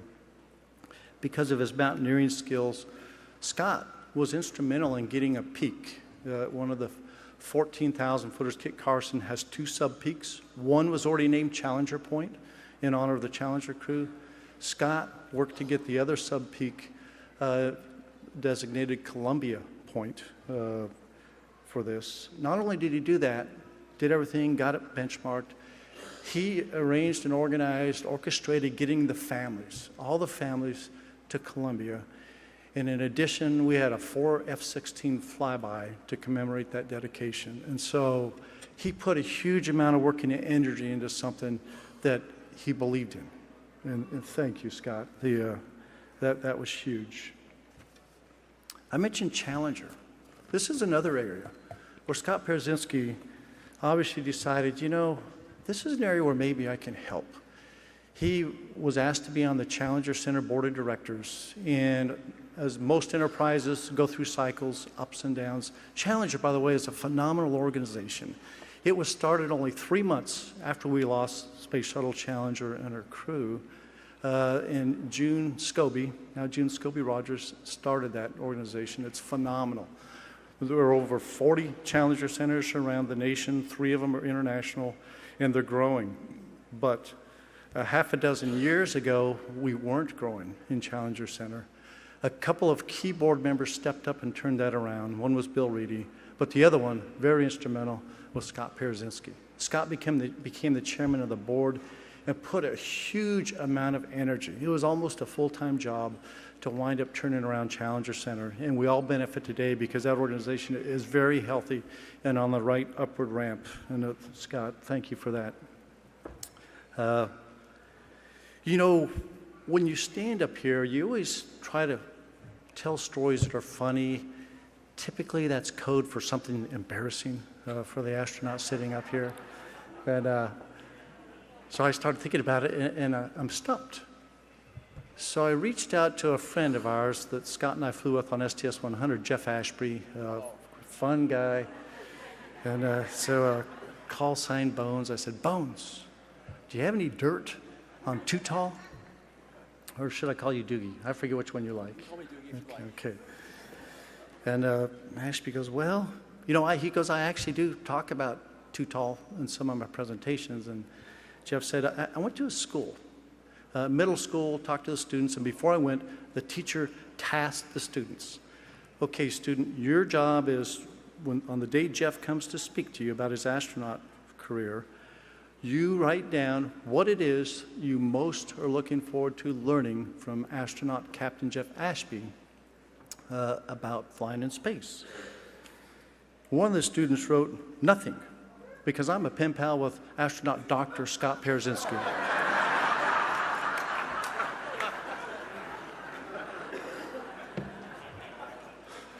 You know, I can go on and on with stories. In true Parazynski style, one last story is my mother was sick, and she'd had a grand mal seizure. And coming out of the seizure, she was confused. She didn't even recognize me. It was shortly after one of my flights. I grew up in rural Colorado. I get in there quick, and Mom doesn't hardly know who I am. And it's a very small town, 1,400 people. I'm talking to the doctor, and I said, well, shouldn't we try to get my mother to Denver, to hospitals where we can run more tests? And the doc's like, no, you know, it's okay. She's improving. We drew some blood. I'm thinking, well, this doesn't sound right. I call Scott, say, hey, Scott, here's what's going on. What do you think? He says, do you have that doctor's phone number? I said, I do. And by the way, I'd been pushing on this doc several different times where I felt like, I'm sure he thought I was being pretty obnoxious, right? I was even throwing the astronaut card down. Hey, I'm an astronaut, yeah, you know, to no avail. I give Scott the phone call, and I'm sitting in the room. Man, all of a sudden, it was like a code blue in the hospital. People come running in. They go, hey, your mother's being life flighted out of here. You get this. We got to get her to the airport. And I was like, wow, right? The doctor, for me, wouldn't do anything. Whatever it is Scott did, thank you. And I don't know that we really needed a life flighter to Denver. So, but by the time she got there, she was actually back to being pretty coherent, knew who I was. You know. But by God, we got her there. So, no, you know what? It really is an honor for me today to be on the stage with both these guys. Brian Duffy, too, one of my favorite guys. And Chile mentioned it, but there was no secret. Duffy is an extremely gifted fighter pilot. I did have to tell you a little bit of a story, though. Kevin Chilton kind of set the standard here. You know, when we launch from Florida, they want you to come back to Florida unless they're going to rework the vehicle. But in Chile's case, he launched from Florida. He didn't come back to Florida, right? He diverted into California. It's kind of where the Air Force Test Pilot School is. I always wondered. But then we went from STS-76 to STS-92, you know, years without messing that up. I happened to be flying the landing weather at Edwards when STS-92 was up. Duff followed suit. He was the only one other than Chile from STS-76 to 92 that messed that up. He couldn't come back into Florida. He went back into California. But actually, I'm really honored to be on stage with both of you guys. This is really good. You know, in summary, talking about Scott, extremely capable, intelligent, driven, caring. He's a very caring individual, but he is truly an explorer at heart. He's trying to do his part to make this planet a better place for all of us. And I can't think of anyone more deserving than Dr. Scott Doogie Howser, too tall, Parazynski, to be inducted into the Hall of Fame. Congratulations.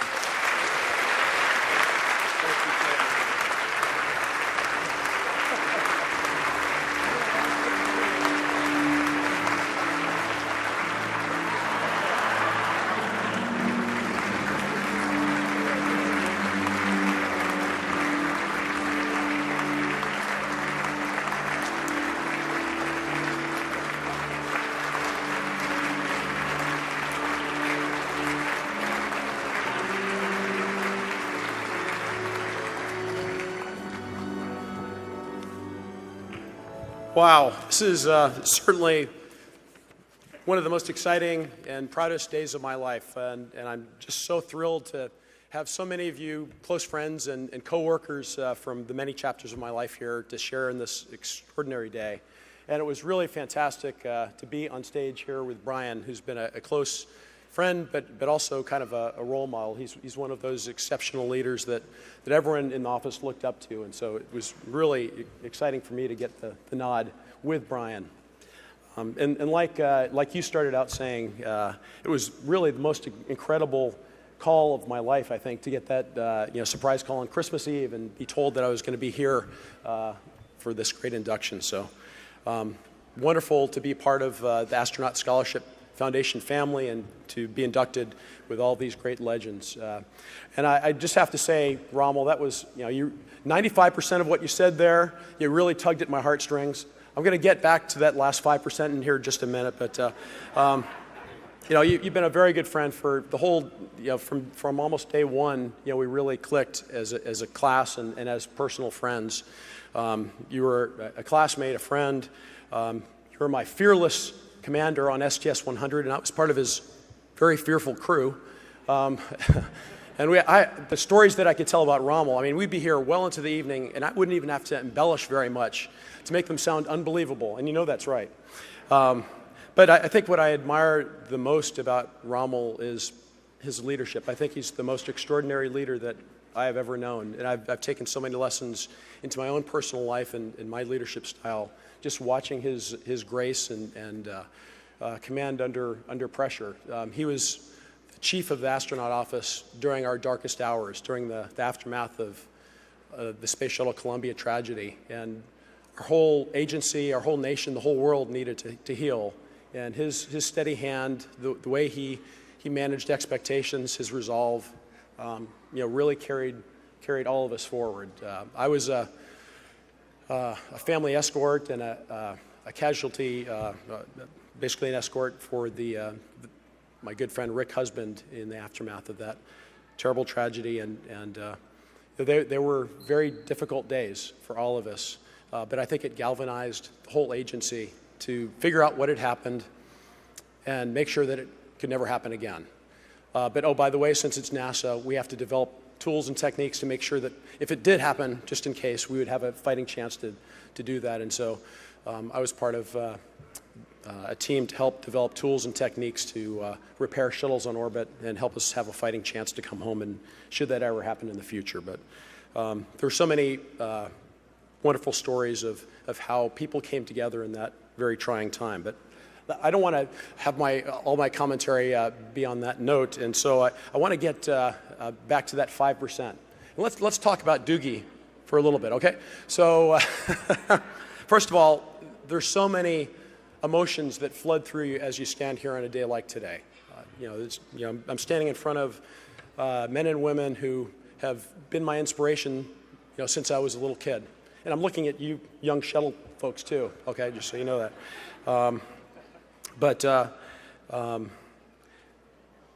It was a really interesting time when I first arrived at NASA. I think Rommel was a little bit generous in terms of my appearance when I first got here.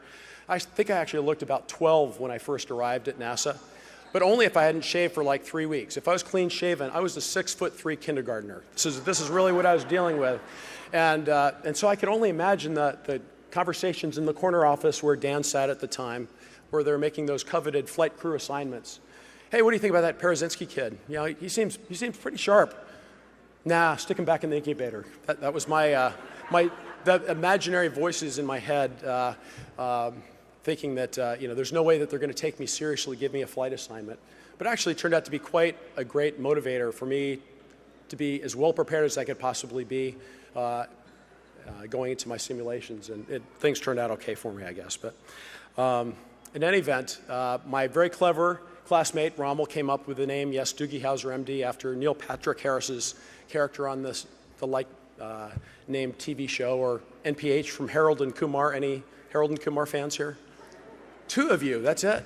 Oh, come on, need to get out more. But in any event, it was really interesting when folks would come up to greet me. They'd say, "Hey, Doogie, how's it going, man?" There was like a 3-second delay. 1001, 1002, 1003. What? That was very loud, sorry. So as you might imagine, I didn't disguise my disdain for this call sign very well, and it immediately stuck. And so this is a teaching moment. There are a lot of young people here, a lot of future astronauts, our astronaut scholars. I hope we'll follow in the footsteps of Christina Koch, who spoke beautifully last night. But what you need to do, if you suddenly find yourself plunked down in the middle of a military aviation squadron, which is basically the astronaut office, what you need to do when they give you that first call sign, which I guarantee you'll hate, is pretend that you love it. Put it on your business card, put it on the sign outside your door, refer to yourself in the third person as the Dukester, whatever it takes to make sure that people understand that you want that on your tombstone. And if you do that, I guarantee you'll get another call sign. Okay, so in any event, for those of you who know me very well, and I have a huge gathering of folks here. I mean, it's amazing. People from all over the world have converged on the Kennedy Space Center here, and it means the world to me to have you here. Family, friends, coworkers. I have many, many crewmates that I'm going to brag about, and flight controllers that I'm going to brag about, NBL divers that I'm going to brag about, that are here or are here in spirit. And so, for those of you who know me really, really well, you know that I actively seek to avoid the spotlight. I would much rather talk about you.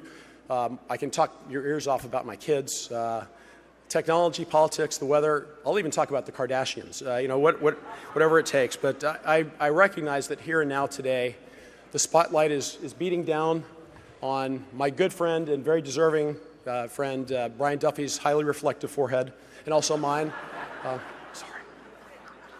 Sorry. And so, sorry. No, I'm not. Okay. I had a shot and I had to take it. So, but I'm so deeply honored and humbled to be here today, just standing in front of you, to receive this great recognition, not as an individual, but on behalf of literally the thousands of people. Sorry. Getting choked up. Literally the thousands of people who've touched my professional career. Brilliant, resourceful, creative, passionate people. Professionals, NASA contractor, women and men, American and international partner, who prepared our spacecraft, prepared our payloads, trained us for audacious missions up into space, launched us here from the Kennedy Space Center, operated those missions, led those missions from the Mission Control Center in Houston, and then safely brought us back to planet Earth. And you know, what an incredible charmed life I've lived, to have this opportunity to live out my boyhood dreams. It's really quite extraordinary to be an American, to be able to grow up in an environment where your country dreams big, but then has the resolve to fulfill those challenges. And I like Brian and others have said, I think the future is indeed extremely bright. And you know, for the young people, your future in space is extraordinary as well. So you know, I've worked with so many extraordinary people, flight directors, many fellow crew members are here today, including members of the Hall of Fame. But I have my commander for my last mission, Pam Malroy, in the back, a wonderful leader, and she trained underneath none other than Brian Duffy, and the skill set passed directly to you. It was amazing, and I understand it. Your skill set transitioned from Charlie Bolden, so there's the lineage. Dan Taney was on our crew as well. Did a spacewalk with him on my last flight, STS-120, and he was our robotics guru along with Stephanie Wilson. And then my very good friend, one of my best friends in the known universe, Doug Wheelock, is here. And I just think the world of him, and I'm going to brag about these guys a little bit later in my commentary. And then we have Dina Contella, who is our lead EVA flight controller. She's in the back, she's hiding, but I'm going to have her stand up later. She's very shy, not really, but I'm going to brag about her as well. And I think I have some of my NBL dive team buddies here who, in all the spacewalks that I did 7 trips outside. I always felt like they were right over my shoulder, there to help me, help guide me, coax that last bolt in, hand me the tool that I'm going to need next, make me think through the next procedure. And so I want to salute those guys especially. I think I need to embarrass my home team, who are right over here in the 3rd row. And I'll start with my folks, because my dad is at the edge there, and my mom, Ed and Linda Parazynski. I embarrassed them a little bit last night. We're at the Saturn V Center. It was really a poignant place to talk about the impact that they had in my life. They're very adventurous folks as well. It didn't fall far from the tree, but they traveled extensively even before I was born. I think I took my first flight when my mom was 6 months pregnant. They went to South America, and so I actually logged some hours even before being born. But had a travel bug and a sense of curiosity about the world, and never any hard limits on what I could try and challenge myself. They might have asked questions and tried to steer me in other more safe directions, but they never held me back. And so I certainly attribute a lot of what became of my life to my wonderful parents. And so underneath the Saturn V last night, it was really kind of neat. So this is the largest rocket ever built up to this point. And at the very tail end of that ship are 5 F1 engines that propelled that Saturn V stack off to the moon. And my dad was an engineer on the program and did a lot of work in the design and test of that vehicle. So it was really special to be there. My son Luke is here as well, and I try not to embarrass him. It's pretty easy to do, but he's a fantastic kid. He just finished his freshman year at Baylor, a real scholar, but he's also very social. He's a wonderful, empathetic person. He's a great big brother to his sister Jenna, and can't say enough wonderful things about the young man that he's becoming. So, I love you. And I did not bring my younger daughter Jenna with me. She's 16, but she is autistic, and quite honestly, you guys are a little bit too rowdy. I think the noise in this room, this cavernous room, would be a little bit distracting to her, but she stayed home, but she's certainly the apple of my eye, and a wonderful gift in our lives. And then finally, the love of my life, Minnie Wadwa, is with me here today. She's breathtakingly beautiful. She's brilliant. She's one of the world's leaders in her field. But she's also just the most wonderful, loving, passionate person I've ever met. And I can't imagine going through this life without Minnie with me. So.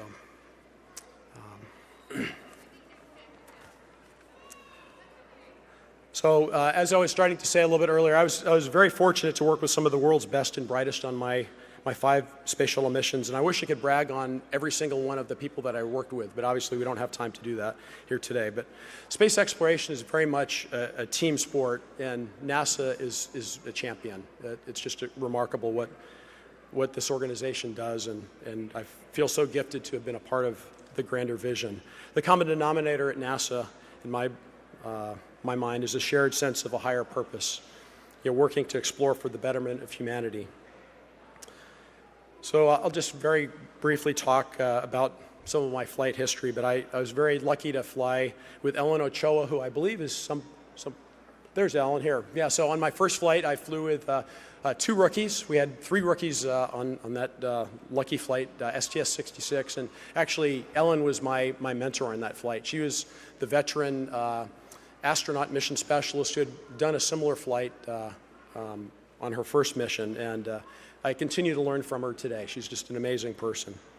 When I got back from that flight, it was such an overwhelming, exciting experience.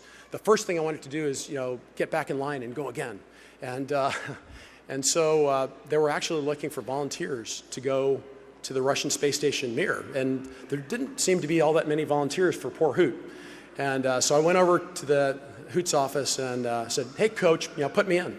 And he was very excited to get me in training for a couple of reasons, I think. One is because I'm a big goon. And so being a big goon, I was sort of a test case for what we could fit into the Soyuz capsule in the future. We needed to use that spacecraft to evacuate the International Space Station once we started to build it in a few years hence. And so I was sort of a test case. And as Rommel talked about, I turned out to fail that test. And I got a better call sign, Too Tall Parazynski, which I still try and hold on to. But you know what's interesting now, Rommel? I actually really like people calling me Doogie right now. I can't pull it off quite as well. I got a little bit of gray going on here, but it's still, every once in a while, people do come up to me and call me Doogie, and you can call me Doogie if you would like, anytime. But in any event, I ended up returning to planet Earth after a great mission on STS-86 with Wex. Wex is my commander, and did an incredible 5-day dock mission to the Russian space station Mir. I went out with one of the most experienced cosmonauts in the world, Volodya Titov. He was the very first human to spend a consecutive year off of the planet. I got a chance to lead a spacewalk with him on his space stations, which I thought was really extraordinary. Soon after landing, actually, I was at a Monday morning meeting, I think, and the head of the office, I think it was Ken Cockrell, Taco at the time, he said, hey, Doogie, no, I think he might have called me Too Tall at that point. Hey, Too Tall, can you stop by my office after the meeting? And I thought, uh-oh, I'm in trouble. I just landed from STS-86 a couple of months ago, or thereabouts, and I'm getting called into the principal's office. Not a good sign. I was thinking to myself, okay, what did I do now? But as I walked in, he said, hey, how'd you like to go fly with Senator John Glenn? And my jaw dropped, thinking, my God, I'm going to get a chance to fly with my boyhood hero. And it was such an extraordinary experience to fly with not just a legend, but a great human being. And to get to know his wife, Annie, and the rest of his family. What an extraordinary life experience. And I just one story from that time, but I remember when he walked into our crew office the very first day, he said, if any of you guys even think about calling me Senator Glenn, I'm going to ignore you. I'm just payload specialist number 2, or you can call me John, but nothing else. And he insisted on just being one of the guys, even though we were obviously in reverence to him. It was sort of what we would call a high pucker factor assignment for me, because I was the flight surgeon, the guy responsible for taking care of John on the flight, and if something happened to 77-year-old American hero legend John Glenn, I might as well not come back home. So, but things went great. He was in super shape, and we had an amazing mission. Then I got to fly with Rommel here, and my buddy Chris Hadfield and Jeff Ashby, and we just had a great crew, great camaraderie, jokes all the time, but when it really counted, we got the work done. And I told a story, a fun story last night from that mission, but our lives changed forever with the loss of our Columbia crew on STS-107, of course. Rick, Willie, Dave, Kulpna, Mike, Laurel, and Elon. I can't ever forget their brave sacrifice. And we can't ever take spaceflight for granted. It still takes a lot of force to break the surly bonds of Earth and to get up into space. So even though we're at this new forefront of commercial spaceflight, and we're going to see greater frequency of spaceflight operations, we can't ever let our guard down. This is an industry that does not allow for any error.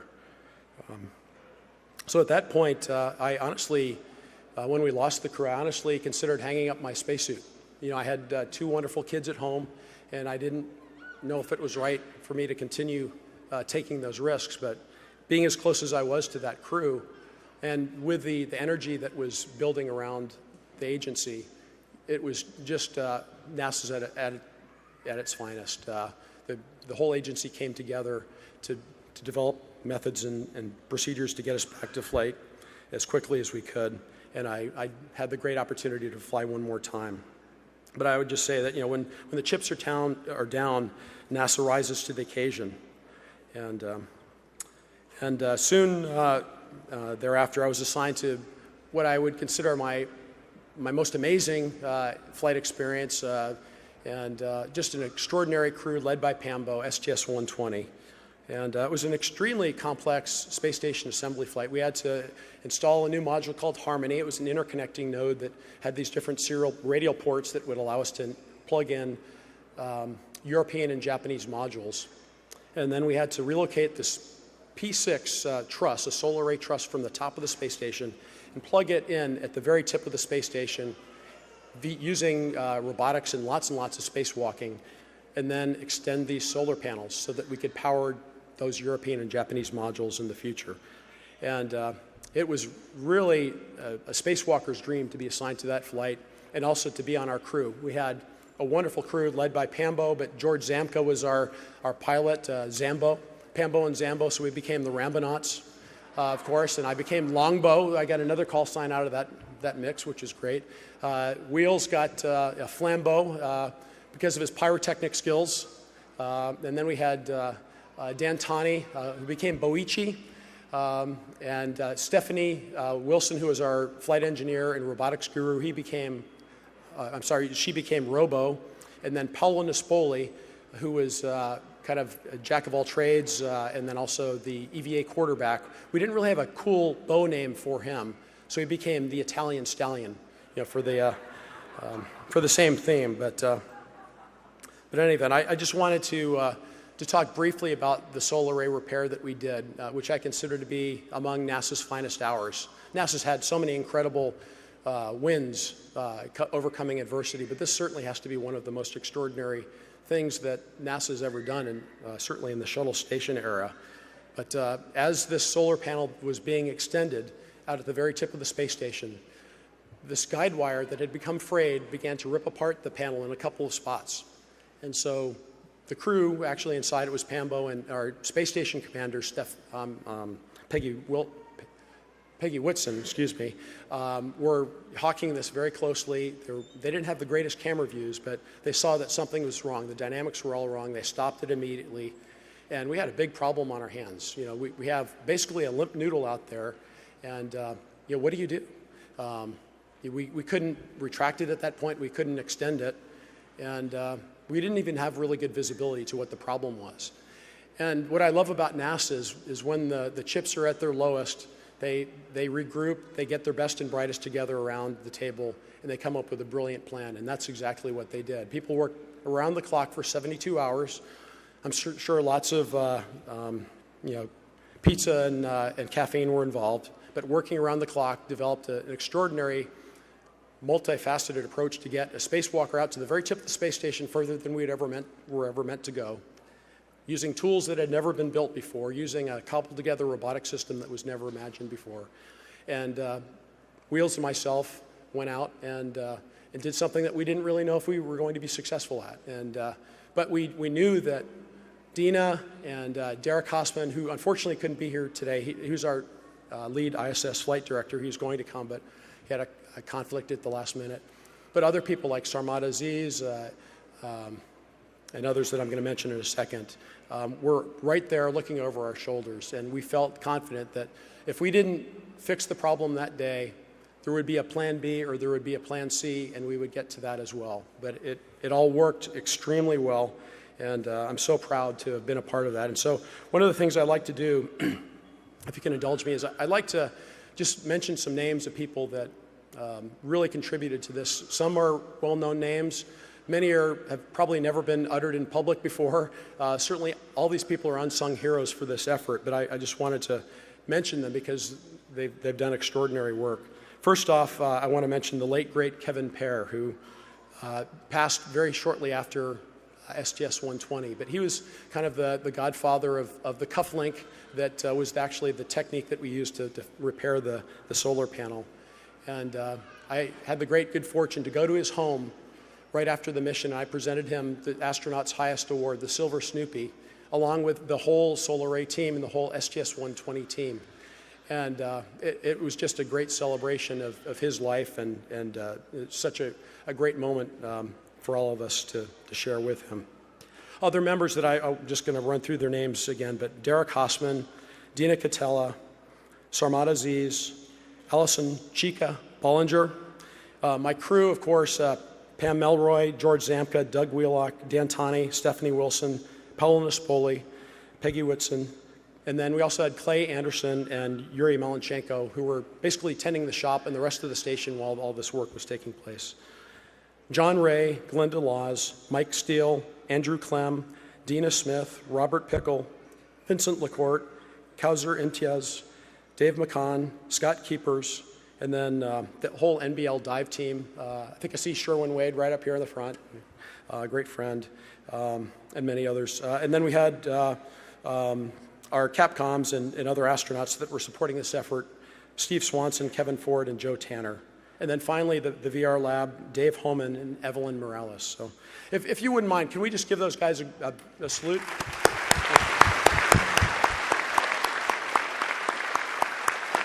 Thank you. I really appreciate that. I think what I'll do now is just kind of reflect on probably what I'm most proud of from my NASA years. And it has nothing to do with a particular mission that I flew. And in fact, it's more about something that had longer reaching benefits to our space program. And, you know, you may or may not realize this, but most of an astronaut's time is spent on the ground, unless you're Scott Kelly, of course, and then the ratio is flipped. But for me, I spent most of my career, my 17-year career, on the ground, working in support of others, other missions, other crews, other activities. And so actually I was working with Charlie Precourt at the time, and I think I was deputy of the EVA branch at the time. And he lamented to me at this point that we really didn't have enough spacewalking astronauts to build the International Space Station. We had this huge wall of EVA, which basically meant that we had to do dozens and dozens of spacewalks every year, many more than we had ever done over the whole history of the space program.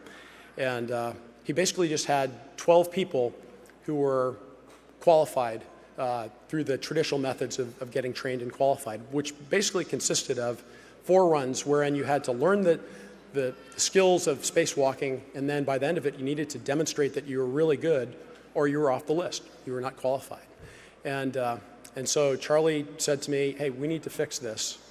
And so I went and I found the cleverest folks that I knew, and a good friend, Zane Ney, from the Mission Operations Directorate. He's an EVA instructor and very, very creative mind. And he and I set out to define exactly what the gold standard of spacewalking performance was. All the things that we do, getting in foot restraints, going in and out of airlocks, operating power tools, the communications, the crew coordination, the many things that go into a very complex spacewalk. And we pulled in 2 other people, Rich Govreau and Chris Looper, and we created this program where the entire office could kind of come back in and say, hey, you know, where are your strengths? Where are your weaknesses? Let's train to those weaknesses. Let's get you up to that gold standard level, or to a point where we can qualify you. And I'm so proud to say that, you know, we were able to build the International Space Station, and I think in considerable part because we had the skills program that gave us a full complement of very highly qualified spacewalkers. I can't even imagine going out on my very first space mission and doing what Doug Wheelock did. You know, the 3 incredibly difficult, complex, audacious spacewalks with 4 training runs and a limited qual. So, you know, I think it's a real testament to Doug and to the others who followed in this program to build this International Space Station, which I think is a real gem. So again, I just wanted to salute some wonderful people and unsung heroes, Zane, Rich, and Chris. And then finally, I wanted to point out that the Astronaut Hall of Fame really has nothing to do with Brian or myself here today, or even the space pioneers in front of me. The Astronaut Hall of Fame was really created by the Mercury 7 astronauts to use their notoriety to help inspire and support financially our best and brightest in STEM fields. And so I'm so honored and excited to support the Astronaut Scholarship Foundation going forward. I think it's a brilliant program. And I also wanted to thank the Astronaut Scholarship Foundation for arranging this incredible event. Tammy and her team are the best. And so as you leave this place, I just wanted to put in one shameless plug, but please consider opening up your hearts and also your checkbooks and writing a big check to the Astronaut Scholarship Foundation as you leave this place. So in closing, I just wanted to congratulate all of the brilliant astronaut scholars who were here today. I wanted to congratulate and apologize to Brian for this well-deserved honor. And my thanks to the Astronaut Hall of Fame members who inspired and guided me and also selected me. And my thanks to all of you who have touched my life in such profound ways. Thank you.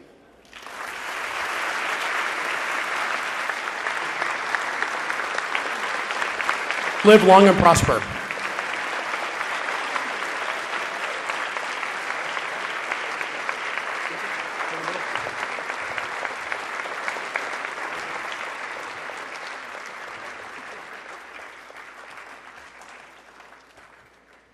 Congratulations, Scott Parazynski, and welcome to the United States Astronaut Hall of Fame. Thank you. He's another one that said he grew up watching you guys. And them too. And them too. then he called you pioneers, like covered wagons and the... The 2016 inductees were selected by a committee of current Hall of Fame astronauts, former NASA officials, historians, and journalists. The process is administered by the Astronaut Scholarship Foundation. To be eligible, an astronaut must have made his or her first flight at least 17 years before the induction year and must be retired at least 5 years from NASA, the NASA Astronaut Corps. Candidates must be a U.S. citizen, NASA-trained commander, pilot, or mission specialist, and must have orbited the Earth at least once and made significant contributions to the study of space. Now, before we let you go, we have a special sneak peek in store for all of you today. We're going to unveil our new inductees displays that will be housed in the new United States Astronaut Hall of Fame later this year. Theron, you up here? Okay. Dan? Did you guys do the honors?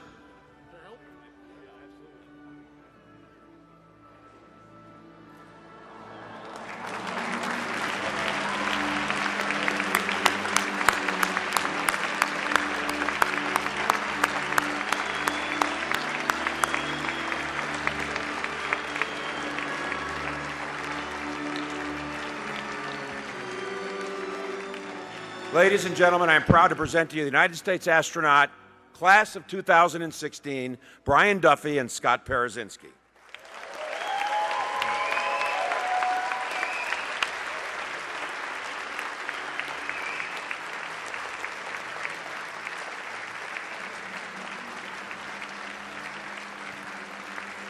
And all the members of the United States Astronaut Hall of Fame, please join us for a photo.